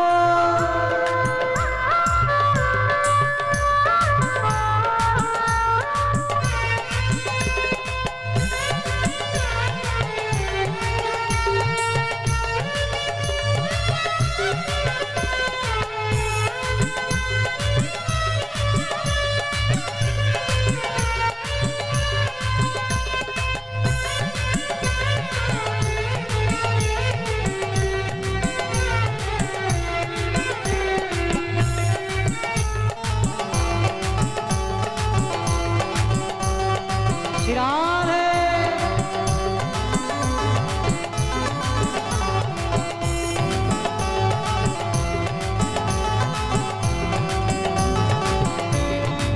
हरि बोल।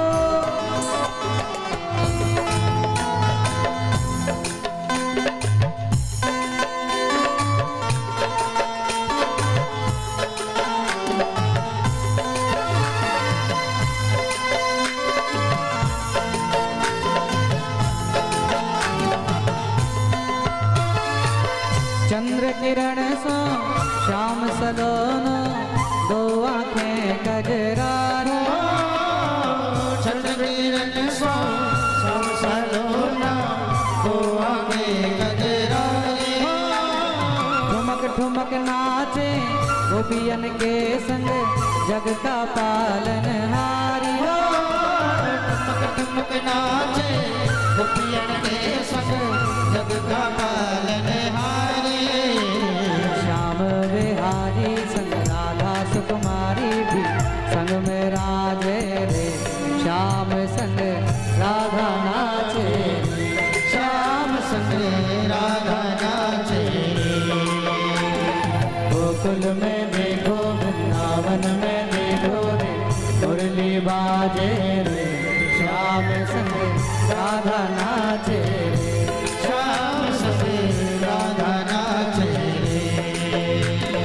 ऐसो ये रास रचो ब्रज मंडल यमुना तट, तीन लोक नूपुर की शुभ धुनी गाई है, शुभ धुनी छाई है, शुभ धुनी छाई है, शुभ धुनी छाई है। हंसी तन सुनी सुनी खोई सुत बुध सती, श्याम श्याम रंग में कालिंद धूल आई, कालिंद धूल आई। हरि बोल। है दो दो माधव में गोपी बीच बीच में, दो दो गोपीर बीच माधव सुहावे।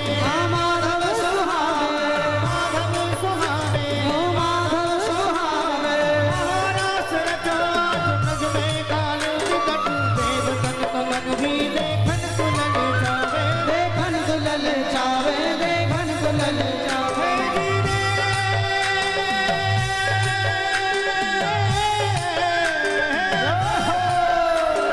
सूरज और चंद्र नाचे, गंधर्व यक्ष नाचे, नाचे त्रिपुरारी ब्रह्मा। हाथ खुले हरि बोल। नर नाचे पूनम की रात, आज राधा के संग देखो गोपिन के संग, प्यारो नटवर नाचे। प्यारो नटवर नाचे, प्यारो नटवर नाचे। गंगे तरंग नाचे, यमुना के संग जय हो। नदिया नाचे, नदिया नाचे, धरती गगन नाचे, मनवा मगन नाचे, धरती गगन नाचे, मनवा मगन नाचे। ये संग प्यारो नटवर नाचे, प्यारो नटवर नाचे, प्यारो नटवर नाचे। रास रचो है, रास रचो है यमुना के संग नर नारी रास रचो है यमुना के संग हरि रास रचो है रास रचो है रास रचो है रास रचो है महारास रचो है रास रचो है रास रचो है रास रचो है महारास रचो है महारास रचो है महारास रचो है महारास रचो है महारास रचो है महारास रचो है महारास रचो है जय जय श्री राम बोलिए रास बिहारी भगवान की विक्रीडितं व्रजवधूभिरिदं च विष्णु श्रद्धान्वितोऽनुशृणुयादथ वर्णयेद् यः भक्तिं परां भगवती प्रतिलभ्यतां हृदिरोगमाश्वपहिनोत्यचिरेण धीर। শ্রী সুখদেব প্রভু দিব্য এই রাসের বর্ণন শ্রবণ করালেন। যেই জীব ভগবানের এই রাসের কথা নিত্য শ্রবণ করে ভগবান তার হৃদয়ের সমস্ত রোগ শোক বিকার নাশ করে দেয়। কেন? এই রাস হলো ভগবানের হৃদয়ের কথা।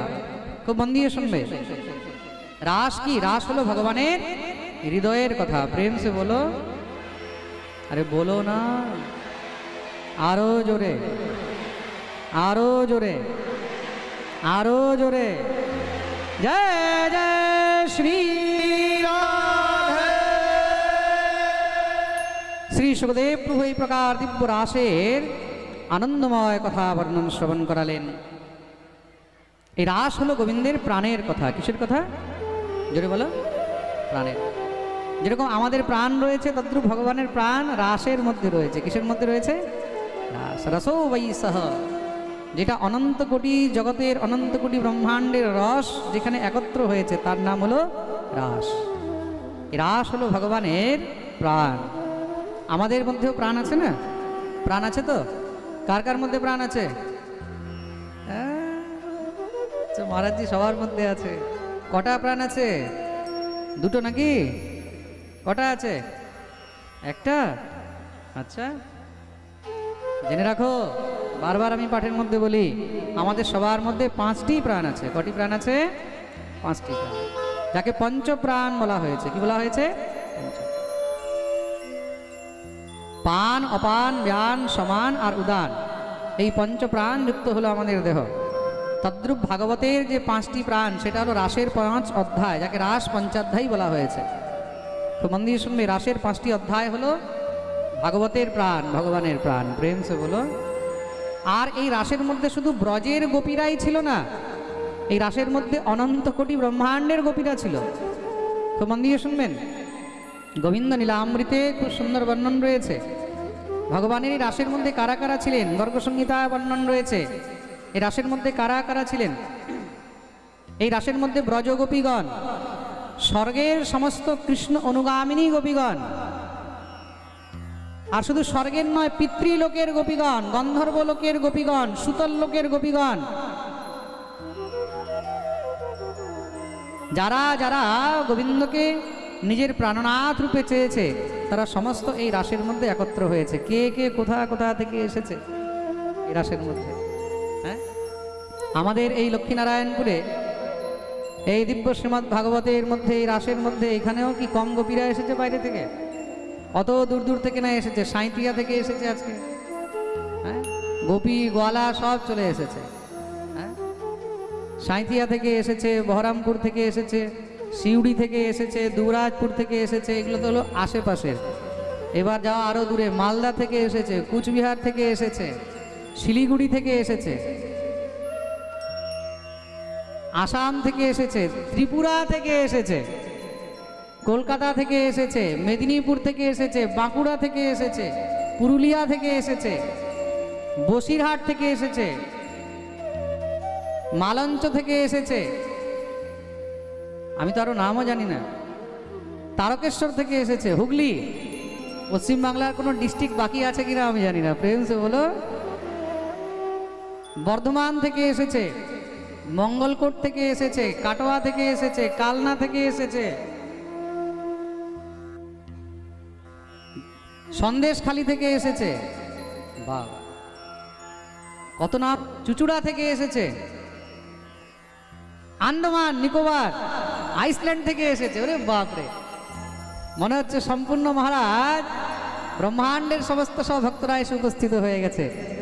এটা শুধু এখন ভাগবত বৃন্দাবন নয়, এটা এখন মিনি কুম্ভ হয়ে গেছে। প্রেম সে বলো রাধে রাধে। পশ্চিম বাংলা, আসাম, ত্রিপুরা, তারপরে আবার ঝাড়খণ্ড থেকে এসেছে। ঝাড়খণ্ড থেকে অনেক ভক্তরা এসেছেন। এই সমস্ত ভক্তদের চরণে আমি কোটি কোটি প্রণাম জানাই। আপনাদের পদধূলি এই যে গ্রামে পড়েছে, লক্ষ্মীনারায়ণ গ্রামে, এই রাধা গোবিন্দের আঙিনায় সমস্ত গ্রামবাসী, ক্ষেত্রবাসীরা ধন্য হয়ে গেল। কি গ্রাম ছিল, কি হয়ে গেল। এটাই হলো ভগবান যখন কোথাও আসেন তখন আস্তে আস্তে সেটা তীর্থ হয়ে যায়, সেটা আনন্দের ধাম হয়ে যায়। আর এই শ্রী রাধা গোবিন্দ মন্দির এখন তীর্থ হয়ে গেছে। বলিয়ে ভক্তবৎসল ভগবান কি। এই প্রকার শ্রী সুখদেব প্রভু দিব্য মহারাজ বর্ণন শ্রবণ করালেন। এদিকে কি হয়েছে, দেবতাগণ তো সব চিন্তিত হয়ে যাচ্ছে। ভগবান যদি শীঘ্র মথুরায় না আসেন তাহলে কংসের উদ্ধার কি করে হবে। তা ভগবানকে আনবে কে? বলে ভক্ত ছাড়া ভগবানকে কে আনতে পারে? তা ভক্তরাজ দেবর্ষি নারদকে পাঠালেন। দেবর্ষি নারদ এসে উপস্থিত হয়েছেন। ভোজরাজ কংসের কাছে যখন নারদ আসলেন, খুব সুন্দর করে নারদকে মহারাজ পুজো অর্চনা করেছেন, স্থান দিয়েছেন। গুরুদেব, আজ হঠাৎ আপনি দর্শন দিলেন। নারদ বললেন, বেটা তোমার খুব চিন্তা লেগে থাকে তো? গুরুদেব কি বলবো, আমিও খুব চিন্তিত আছি আমার শত্রুদেরকে নিয়ে। দেবর্ষি নারদ বললেন, তুমি এখনো বুঝতে পারোনি তোমার শত্রু কে? ভোজরাজ কংস বললেন, এতটুকু তো বুঝতে পেরেছি যে সেই ব্রজের মধ্যেই, ওই নন্দের দুই বেটার মধ্যেই কেউ না কেউ আমার শত্রু। নারদ বললেন, দুই বেটার মধ্যে কেউ না কেউ শত্রু নয়, সেই দুই বেটাই তোমার শত্রু। ওই দুইজনই মহাবলবান, দুইজনই তোমাকে মারতে সমর্থবান। আর যাদেরকে তুমি নন্দের বেটা মনে করছো তারা নন্দের নয়, তারা দুটোই হলো বসুদেবের পুত্র। একটি হলো দেবকী নন্দন, আরেকটি হলো রোহিণী নন্দন। ওই যে কৃষ্ণ আছে না কালোটা, ওই কালোটাই হলো তোমার কাল, ওটাই দেবকীর পুত্র। তোমার সঙ্গে ছল হয়েছে। যশোদায়া সুতাম কন্যাম দেবক্যাহ কৃষ্ণমেব চ রামম চ রোহিণী পুত্রম বসুদেবেন বিভ্যতা।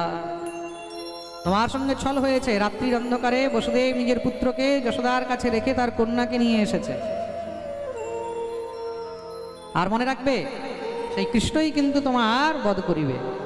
কিন্তু গুরুদেব, আমার সঙ্গে এত বড় ছল, আমি দেবকী বসুদেবকে ছাড়বো না। কিন্তু আমার শত্রুকে আমি মারবো কি করে? বলে দেখো, একটি উপায় আছে। শত্রুকে তার ঘরে গিয়ে মারা খুব কঠিন, কিন্তু হ্যাঁ, নিজের ঘরে ডেকে নিয়ে এসে মারা অনেক সহজ। তাহলে গুরুদেব কি করে মারবো? বলে বাকিটা নিজে ভাবো। নারায়ণ নারায়ণ নারায়ণ বেরিয়ে গেলেন। গিয়ে নারদ চলে গেছেন সোজা গোবিন্দের কাছে বৃন্দাবনে। ভগবান শ্রীকৃষ্ণের কাছে গিয়ে উপস্থিত। ভগবান বললেন, দেবর্ষি কি খবর? বলে, প্রভু আপনার কাজ করে দিয়েছি, কংসকে সব বলে দিয়েছি, এবার বাকিটা আপনাকে সামলাতে হবে। ভগবান বললেন, চিন্তা নেই, এবার কাজ হয়ে যাবে। কংস তো এবার সব মহারাজ মন্ত্রীদেরকে নিয়ে মিটিং ডেকেছে, সমস্ত সব বিষয় বললেন। দেবকী বসুদেবকে নিয়ে কারাগৃহে বন্দী করে দেওয়া হলো। আমার সেই শত্রুকে কি করে মারা যায়? মন্ত্রীগণ তখন বুদ্ধি দিলেন, মহারাজ কিছুদিন পরেই চতুর্দশী তিথিতে আমাদের এখানে ধনুষযজ্ঞ হবে, আর সেই ধনুষযজ্ঞের মধ্যে সমস্ত সব বড় বড় অসুরদেরকে আমরা ডাকবো, তারা সব এখানে থাকবে। ওই সময় কৃষ্ণ বলরামকে নিয়ে এসে যদি মেরে দেওয়া যায় তাহলে খুব ভালো হবে। কংস বলল, কথাটা তো ঠিক, কিন্তু আনতে কে যাবে? এমন লোক পাঠাতে হবে সে গেলে যেন তার নিমন্ত্রণে সবাই চলে আসে। আর শুধু কৃষ্ণ বলরামকে ডাকলে হবে না, সমস্ত ব্রজবাসীদেরকেও নিমন্ত্রণ করতে হবে। আগে কৃষ্ণ বলরামকে মারবো, তারপরে ব্রজবাসীরা যে যা বলবে ওগুলোকে ঘাড় ধরে মুচকি ওখানে আমরা খেয়ে ফেলব। তার ডাকতে কে যাবে? তার জন্য অক্রুরকে ডাকালেন। অক্রুর সমস্ত যদুবংশীদের মধ্যে খুব প্রিয়জন। অক্রুরকে ডাকিয়েছেন। অক্রুর এসে উপস্থিত হলো। কি আদেশ ভোজরাজ? গচ্ছ নন্দ ব্রজম তত্র সুতাবান কদুন্দুভে আসাতে তা বিহানেন রথেনানয়মাচরম। হে অক্রুর, তুমি যাও বৃন্দাবনে, আর বৃন্দাবনে গিয়ে সেখানে ব্রজবাসীদেরকে নিমন্ত্রণ করে আসবে। কিসের জন্য? আমাদের এখানে ধনুষযজ্ঞে, বিশেষ করে কৃষ্ণ বলরামকে নিজের সঙ্গে করে নিয়ে আসবে। কিন্তু মহারাজ, হঠাৎ করে কৃষ্ণ বলরামকে এখানে নিয়ে আসার কারণ কি? আরে অক্রুর, তুমি জানো না ওই কৃষ্ণ বলরাম নন্দের পুত্র নয়, তারা হলো বসুদেবের পুত্র, আমার সঙ্গে ছল হয়েছে। আর ওই কৃষ্ণই হলো আমার কাল, তাকে এই ধনুষযজ্ঞের বাহানা করে সমস্ত সব অসুরদেরকে দিয়ে ঘিরে মেরে ফেলবে। শুনেই তো অক্রূর ভয় পেয়ে গেছে, যদি আমি তাদেরকে নিয়ে আসি দুষ্ট মেরে দেবে, আর সেই অপরাধের ভাগী আমি হব। না না না, আমি যাব না। আবার মনে মনে ভাবলেন, যদি আমি না যাই তাহলে দুষ্ট তো আমাকে মেরে ফেলবে, তাহলে এর হাতে মরার অপেক্ষা কৃষ্ণ বলরামের দর্শন করে দেহত্যাগ করা বেশি উত্তম। আয়ম হি পরমো লাভ উত্তম শ্লোক দর্শনম বিষয়াত্মনো যথা ব্রহ্ম কীর্তনম শূদ্র জন্মনঃ। এই বিচার করে শ্রী অক্রূরজি মহারাজ বৃন্দাবন গমন করলেন। শ্রীধাম বৃন্দাবনে এসে উপস্থিত হয়েছেন। পথে আস্তে আস্তে শুধু চিন্তা করেছেন, না জানি কৃষ্ণকে দেখতে কেমন দেখা যাবে, না জানি বলরামকে দেখতে কেমন দেখা যায়, তাদের সামনে কি করে কি বলবো, নন্দ বাবাকে কি করে বোঝাবো, যশোদাকে কি করে বলবো। এই চিন্তন করতে করতে যখনই নন্দালয়ে প্রবিষ্ট হলেন, প্রবিষ্ট হয়ে সর্বপ্রথম সেখানে গোষ্ঠ দর্শন করেছেন। কি দর্শন করেছেন? গোষ্ঠ। গোষ্ঠ দর্শন করেছেন মানে গোমাতা। গোমাতা দর্শন করা মানেই যাত্রা সফল, শুভ। আপনি যেই কোনো কাজে গেছেন, গোমাতা দর্শন মানে যাত্রা শুভ। প্রেম সে বলো। কৃষ্ণ বলরামকে দেখলেন গোষ্ঠের মধ্যে। কৃষ্ণ বলরামকে দেখে মারা দৌড়ে গেছেন চরণে প্রণাম করতে। সে রূপ দেখে আর নিজেকে রাখতে পারছেন না। কৃষ্ণ বলরাম সঙ্গে সঙ্গে ধরে বুকে জড়িয়ে ধরলেন, ঘরে নিয়ে গেলেন। নন্দ বাবা খুব সুন্দর স্বাগত সৎকার করলেন। আজ হঠাৎ এদিকে কি ব্যাপার? অক্রূর সমস্ত সব বিষয় ভেঙে বললেন। সবাইকে নিমন্ত্রণ করেছেন ভোজরাজ কংস, আর তার সঙ্গে কৃষ্ণ বলরামকে আমার সঙ্গে নিয়ে যেতে বলা হয়েছে।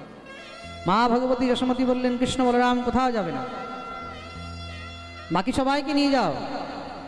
অক্রূর বোঝালেন, রাজার আদেশ যদি না নিয়ে যায় তাহলে সঙ্গে সঙ্গে যুদ্ধ শুরু করে দেবে, বন্দী বানিয়ে নেবে। বারবার বোঝাচ্ছেন, যখন বোঝে না তখন গিয়ে অক্রূর বললেন বারবার যে আমার পুত্র করছো। জানো এই কৃষ্ণ কার পুত্র? এই কৃষ্ণ হলো দেবকীর পুত্র, বসুদেবের পুত্র। স্বয়ং দেবর্ষি নারদ সেই কথা বলে গেছে। শুনেই তো মা যশোমতী একদম মূর্ছিত হয়ে গেলেন। যখনই মূর্ছিত হয়েছে, ভগবান সঙ্গে সঙ্গে জল আনয়ন করে ছিটিয়ে দিলেন। মা ও শাস্তি বুকে জড়িয়ে ধরেছেন। কানাই কি বলছে দেখো, আমি নাকি তোর মা নই? না না মা, তুমি আমার মা। হয়তো কাকাকে কেউ ভুল বুঝিয়ে দিয়েছে, কিন্তু যখন চারদিকে চর্চা ছড়িয়েছে, ভুল বোঝাবুঝি হয়েছে, তাহলে নিশ্চয়ই তার সমাধান করার জন্য আমাকে যাওয়া উচিত। নন্দ বাবা বললেন, তাহলে আমরা সবাই পিছনে পিছনে যাব। সব ব্রজবাসীদেরকে একত্র করলেন। সবাই নিজের নিজের গরুর গাড়ি ইত্যাদি সাজানো আরম্ভ করেছেন। সেই রাত্রি কিভাবে ব্যতীত হলো। সকাল হয়েছে, স্নান করে বাল্যভোগ করে শ্রী অক্রূরজি মহারাজ কৃষ্ণ বলরামকে রথে বসিয়ে নিয়ে যাচ্ছেন। রথ নিয়ে যখনই মহারাজ বেরিয়ে যাচ্ছেন, সেই পথের মধ্যে সমস্ত ব্রজগোপীগণ পড়ে রয়েছেন। অক্রূর হাত জোড় করলেন, আপনারা সরুন, তাহলে রথ নিয়ে যাবো কি করে? তারা বললেন, আরে অক্রূর, তোমার নাম অক্রূরকে রেখেছে, তোমার নাম তো ক্রূর রাখা উচিত ছিল। তোমার অন্তরে কিঞ্চিত দয়া নেই? अहो विधातस्तवन क्वचित् दया संयोज्य मैत्र्या प्रणयेन देहिनः। যেই গোবিন্দকে ছেড়ে আমরা এক পল কিঞ্চিত একটু সময় থাকতে পারি না, তাকে তুমি আমাদের থেকে দূরে নিয়ে যাচ্ছ। তাও এটা জেনে যে কংস তার শত্রু, যদি তার কিছু হয় তাহলে আমরা কি বাঁচব?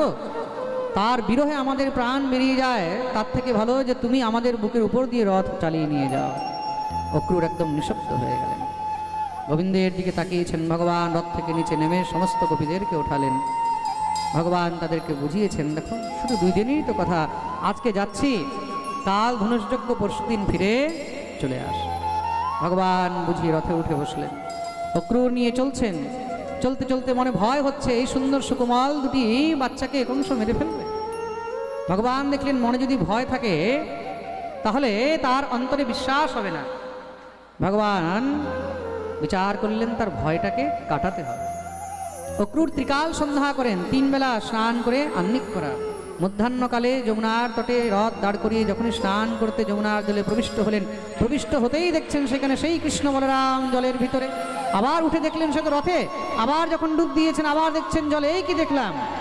আবার যখন মহারাজ বাইরে বেরিয়ে দেখছেন তারা সেখানে রথে, আবার ডুব দিয়ে দেখছেন সেই বলরাম অনন্ত রূপে আর কৃষ্ণ নারায়ণ রূপে তার কোলে বসে রয়েছে।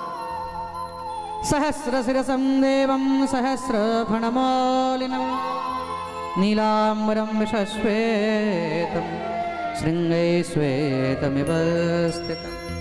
দৌড়ে এসে চরণে পড়ে গেলেন।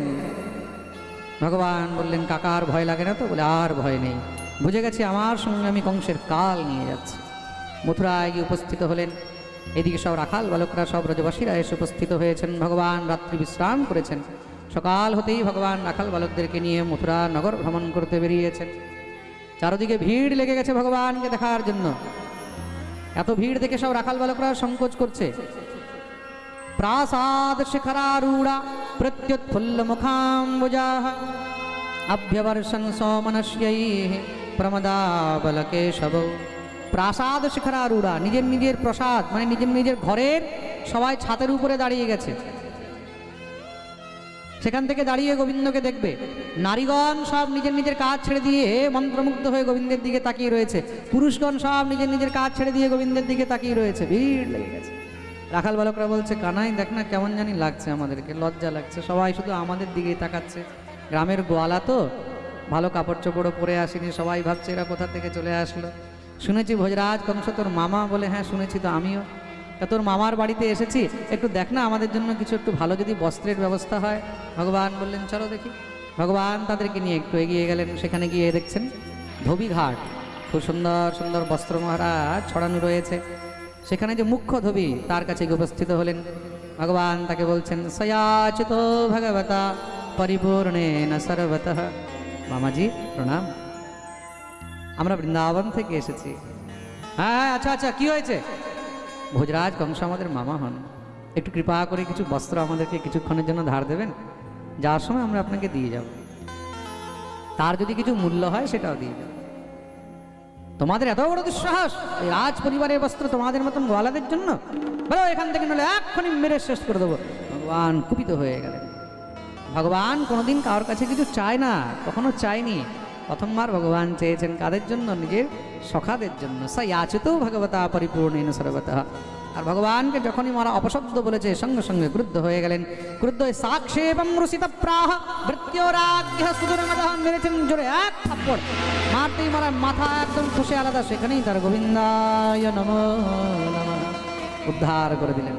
রজকস্য করাগ্রেণ শিরঃ কায়াদ পাতয়াৎ। সব বাকি ধোবিরা পালিয়েছে, রে ভাগো ভাগো ভাগো।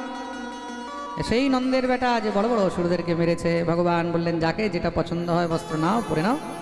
সবাই যখন বস্ত্রগুলো পরেছে, সেই কি বস্ত্র মারা, মোটা মোটা তাগড়া তাগড়া সেই রাজবংশীদের বস্ত্র।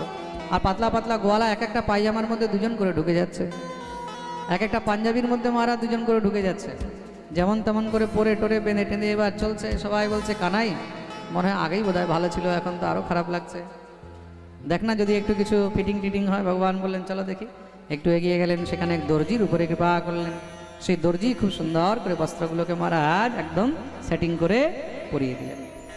রাখাল বালকরা চলতে চলতে কানাইকে বলছে, কানাই বস্ত্র হলো, ফিটিংও হলো, এবার যদি একটু গলায় মালা হতো তাহলে খুব ভালো হতো। ব্রজবাসীদের গলা মালা ছাড়া ভালো লাগে না, বৈষ্ণবের গলা মালা ছাড়া ভালো লাগে না। ভগবান বললেন, চলো দেখি। কিছুক্ষণ আগে মহারাজ এগিয়ে গিয়ে দেখলেন সুদামা মালির ঘর। সে দীর্ঘদিন ধরে ভগবানকে মালা পরাবে বলে মহারাজ আর্তপুকার করে, কবে ঠাকুরকে পরাবে। আজ প্রভু হঠাৎ তার গৃহে গিয়ে উপস্থিত হলেন। ভগবান হলেন অকারণ করুণা বরুণালয়। কখন কার উপরে কিভাবে কোন রূপে কি সময়ে কৃপা করে দেবেন, এটা ভগবান ছাড়া আর কেউ। সুদামা মালি তো গোবিন্দকে দেখেই একদম থরথর করে কাঁপতে লেগেছে। আহা কি দেখছি আমি। ভগবান বললেন, তাড়াতাড়ি আসো, আমার জন্য মালা নিয়ে। মালা তৈরি করে রেখেছো না? সুদামা প্রতিদিন গোবিন্দের জন্য মালা বানিয়ে রাখেন। এই হলো সুদামা মালি। আরেক সুদামা ছিল ব্রাহ্মণ, যে ভগবানের বন্ধু ছিল। তার কথা কালকের পাঠে হবে, প্রেম সে বলো।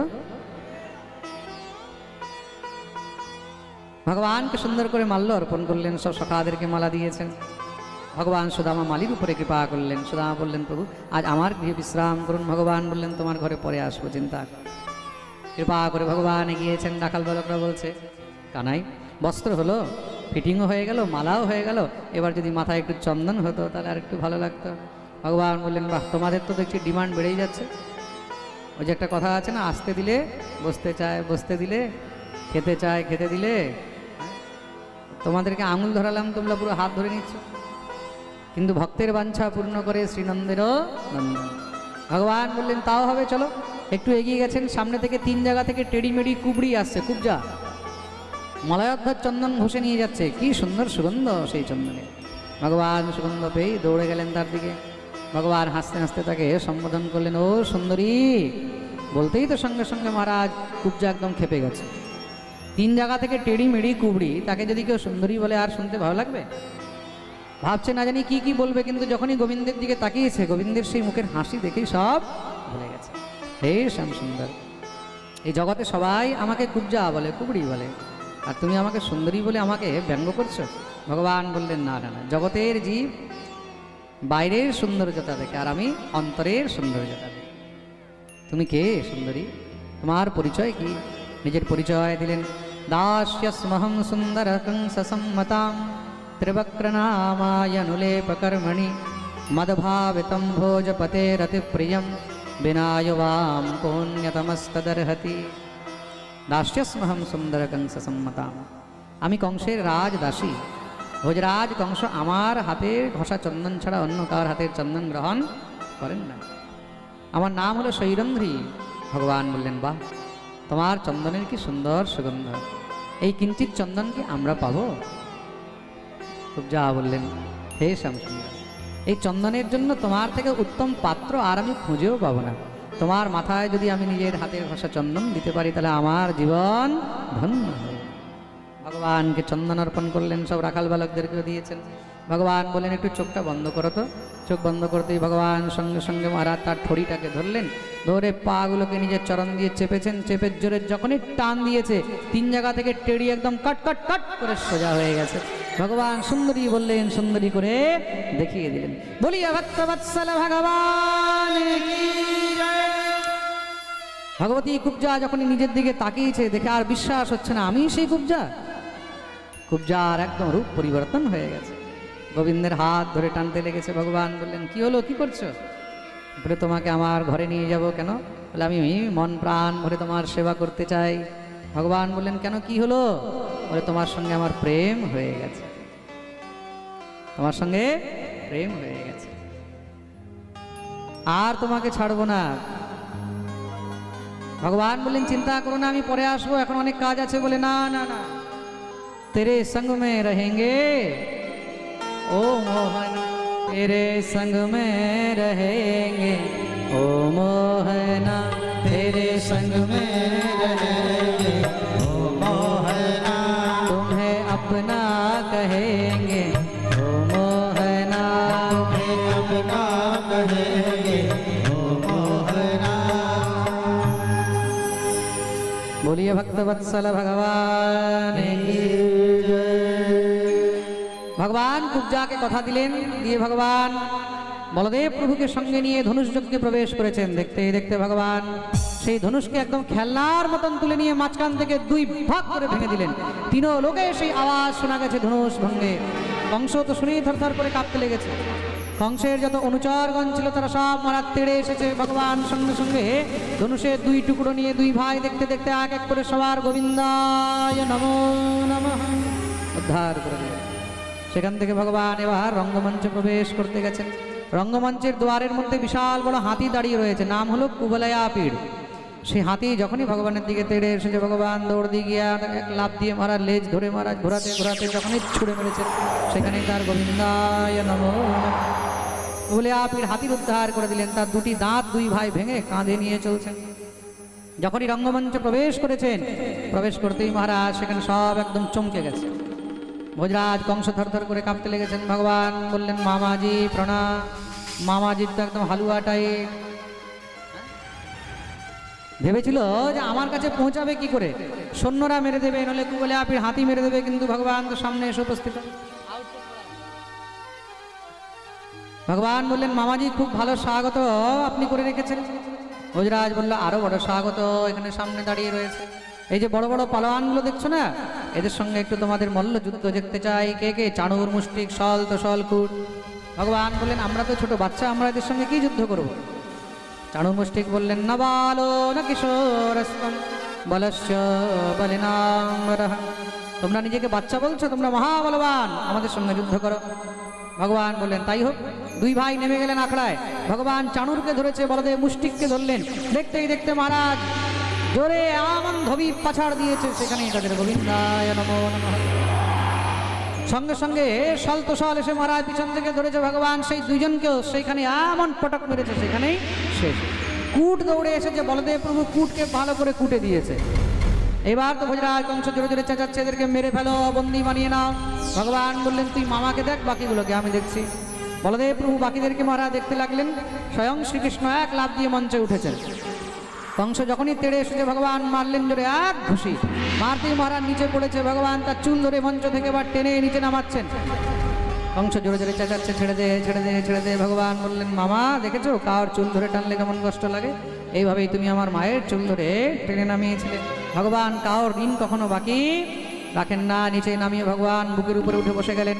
কংস গোবিন্দের দিকে তাকিয়ে রয়েছে। ভগবান মারলেন জোরে এক ঘুষি, সেখানেই তার গোবিন্দায় নমো নমঃ। ভগবান কংসের উদ্ধার করলেন। বলিয়ে কংস মর্দন ভগবান কি জয়। কংসের উদ্ধার করে ভগবান সেখান থেকে গিয়ে উগ্রসেন মহারাজকে কারাগৃহ থেকে মুক্ত করলেন। তৎপশ্চাৎ নিজের মাতা পিতা দেবকী বসুদেবকে মুক্ত করলেন। দেবকী বসুদেব গোবিন্দকে পেয়ে মনে হয় নিজের প্রাণ ফিরে পেল। চারদিকে সব জানাজানি হয়ে গেছে যে কৃষ্ণই হলো দেবকী বসুদেবের অষ্টম পুত্র। যদ্যপি সবাই চায় যেন স্বয়ং গোবিন্দই রাজা হোক, কিন্তু ভগবান নিজে রাজা না হয়ে উগ্রসেনকে রাজা বানাবে। তবুও ভগবানকে সবাই রাজা মানতেন, তাই ভগবানের এক নাম হলো মথুরাধীশ। বলিয়ে মথুরাধীশ ভগবান কি জয়।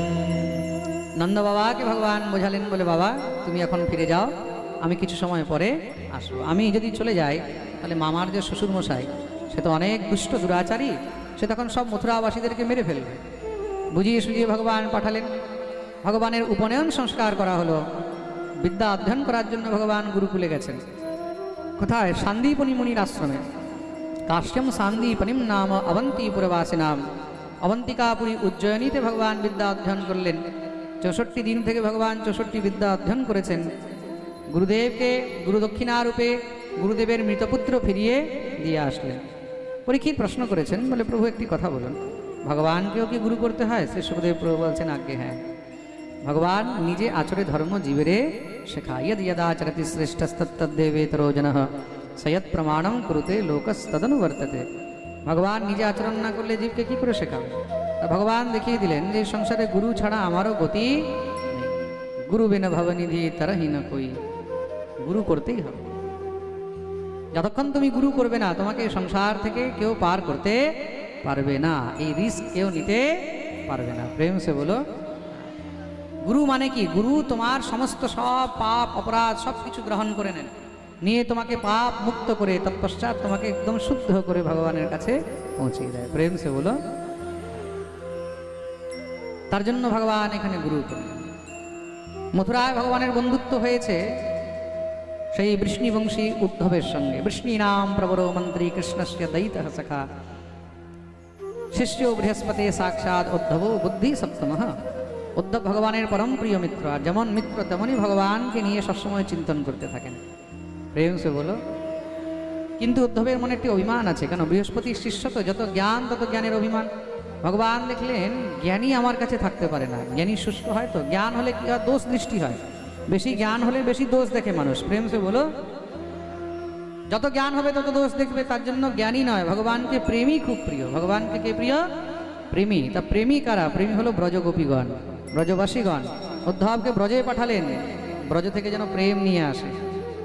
উদ্ধবকে বললেন, উদ্ধব যাও, গচ্ছোদ্ধব ব্রজম সৌম্য পিত্রর্ণ প্রীতিমাবহ গোপীনাম মদবিয়োগাদ মৎসন্দেশৈর বিমোচয়। যাও যাও, একবার গিয়ে ব্রজবাসীদের খবর নিয়ে আসবে, তাদেরকে দেখে আসবে, আমার কথা বলে আসবে। না জানি তারা আমাকে মনে রেখেছে কিনা, আমার কথা বলে কিনা। উদ্ধব বললেন, চিন্তা করেন না, আমি সবাইকে বুঝিয়ে আসবো আপনি কে। তারা হয়তো আপনাকে চেনে না, জানে না, কিন্তু আপনি সবসময় তাদের কথা বলতে থাকেন কেন? ভগবান বললেন, উদ্ধব এই সংসারে যতটা আমাকে ব্রজবাসীরা প্রেম দিয়েছে ততটা অন্য কেউ দিতে পারবে না। সেই ব্রজের কথা, ব্রজের প্রেম আমি কখনো ভুলতে পারব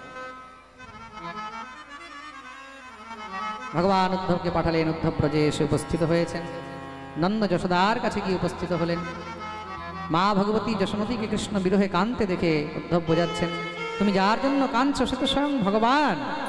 মা বললেন, আরে উদ্ধব, সে তোমার জন্য ভগবান হতে পারে, কিন্তু আমার জন্য শুধুমাত্র আমার পুত্র। ব্রজগোপীদেরকে বোঝাতে গেলেন। ব্রজগোপীগণ উদ্ধবকে বলছেন, তোমার ভগবানের ভগবত্তা তুমি তোমার কাছে রাখো, সে তো হলো আমাদের প্রাণ।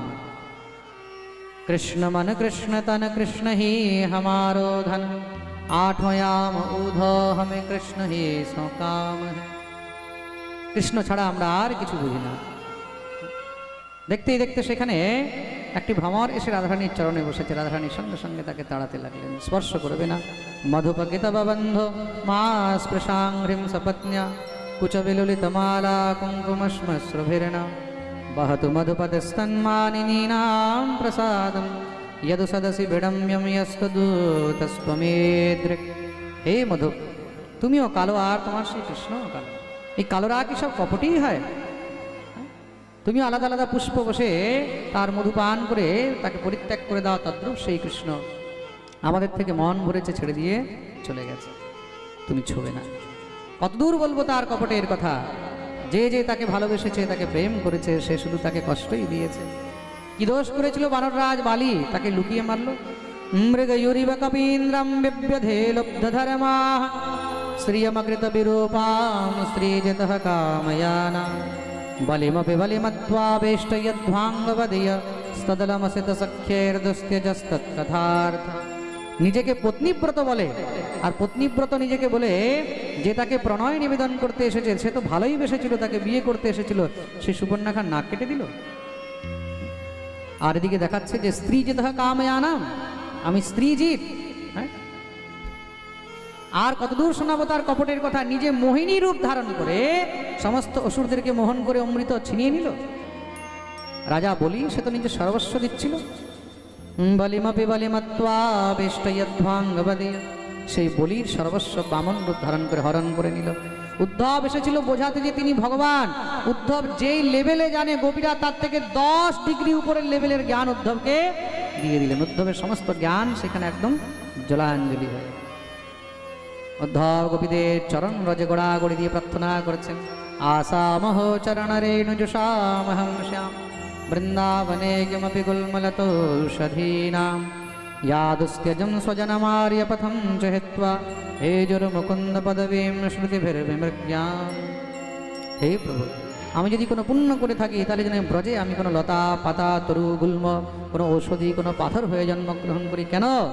কেন কি ব্রজগোপীদের সেই পদরজ যেন উড়ে আমার মস্তকে পড়ে। বন্দে নন্দ ব্রজশ্রীণাম পাদরেণুমভীক্ষণসহ यासां हरिकथोद्गीतं पुनाति भुवनत्रयम्। সিদ্ধবজি মহারাজ গোপী পদরেণু নিয়ে সেখান থেকে ফিরে এসেছেন। মথুরায় যখন উদ্ধব এসে উপস্থিত হলেন, ভগবান উদ্ধবকে দেখেই জড়িয়ে ধরেছেন। কেন? উদ্ধব গেছিলেন শৃঙ্গার করে এসেছেন, সব মহারাজ ভুলে গিয়ে শুধু ব্রজরজে মাথা হয়ে। উধ সুধ হে আয় শুন গোপিন কে বল। গোপীদের সেই প্রেমের কথা শুনে উদ্ধব জ্ঞানী গেছিল টেড়া মেড়া, প্রেমী হয়ে সোজা হয়ে এসেছে। ভগবান বললেন, এইবার এ আমার প্রিয় হয়ে থাকতে পারে। প্রেম সে বলো। শ্রী সুখদেব প্রভু উদ্ধব কবি সংবাদ শ্রবণ করালেন। এদিকে কংসের শ্বশুরমশাই জরাসন্ধ বিশাল মহারাজ সেনা নিয়ে আক্রমণ করেছে, 23 অক্ষয়িনী সেনা নিয়ে। ভগবান পরাস্ত করে একা জরাসন্ধকে ছাড়লেন।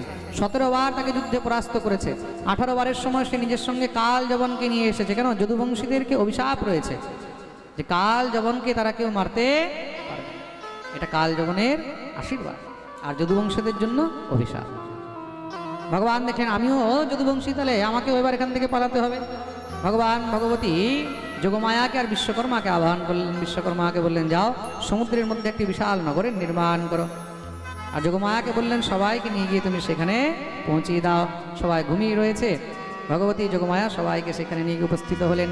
সেই নগরের নাম হলো দ্বারকা। বলিয়ে দ্বারকা ধাম কি। সকালবেলায় যখনই মহারাজ জরাসন্ধ কাল যবনকে নিয়ে এসে উপস্থিত হয়েছে, ভগবান একা আজকে নগর থেকে বাইরে বেরিয়েছেন। ভগবানকে বেরোতে দেখে কাল যেমন অট্টহাস করছে, কি ব্যাপার, হার মেনে গেলে যদুপতি? ভগবান বললেন, না না, শত্রুতা আমার তোমার মধ্যে, তো আমরা দুজনই যুদ্ধ করব, আসো নিচে নেমে আমরা দুজন দ্বন্দ্ব যুদ্ধ করব। যখনই কাল যখন নিচে নেমে কাছে এসেছে, ভগবান দৌড়াতে লাগলেন। ভগবানকে পালাতে দেখে সে তো আরও ক্রুদ্ধ হয়ে গেছে, পিছনে পিছনে দৌড়াচ্ছে। ভগবান নিয়ে গিয়ে এক পর্বতের ভিতরে প্রবিষ্ট হয়ে গেলেন। সেই পর্বতে সেই সত্যযুগের এক সূর্যবংশী রাজা শুয়েছিল মুচকুন্দ। ভগবান তার গায়ের উপরে নিজের পীতাম্বরী দিয়ে ঢেকে দিলেন। কাল যখন এসে মেরেছে জোরে মহারাজ পদাঘাত, আমাকে এখানে নিয়ে এসে ঘুমাচ্ছিস?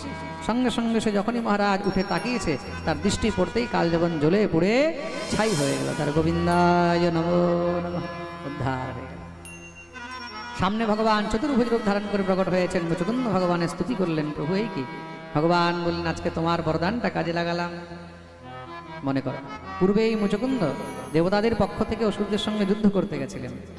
দীর্ঘ সময় পর্যন্ত যুদ্ধ করে যখন মহারাজ বিজয় প্রাপ্ত করলেন, দেবতারা প্রসন্ন হয়ে বললেন, বর চাও। মুচকুন্দ বললেন, প্রভু খুব ক্লান্ত হয়ে গেছে, এবার একটু ভালো করে ঘুমাতে চাই। দেবতারা বললেন, ঠিক আছে ঘুমাও, কিন্তু তার মধ্যে সমস্যাটা কোথায়? বলে, প্রভু বরদান এটা চাই, যখন ঘুম থেকে উঠবো তখন যেন সামনে সাক্ষাৎ ভগবান শ্রীহরিকে দেখতে পাই। দেবতাগণ বললেন, তথাস্তু, কিন্তু প্রভু যদি প্রভুকে না দেখতে পাই, মাঝখানে যদি কেউ ঘুম ভাঙিয়ে দেয়? বলে, যে মাঝখানে ঘুম ভাঙাবে তোমার দৃষ্টি পড়তেই জ্বলে ছাই হয়ে যাবে। ভগবান তো পায়ের হিসাব রাখে, কাকে কোথায় কোন জায়গায় কাজে লাগাতে হবে এটা ভগবান থেকে ভালো আর কেউ জানে না। আজ প্রভু কৃপা করলেন মুচকুন্দের উপরে। সেখান থেকে ভগবান চলে আসলেন কোথায়? দ্বারকায়। রণভূমি ছেড়ে গেছে বলে নাম হলো রণছোড়। বলিয়ে রণছোড় রায় ভগবান কি।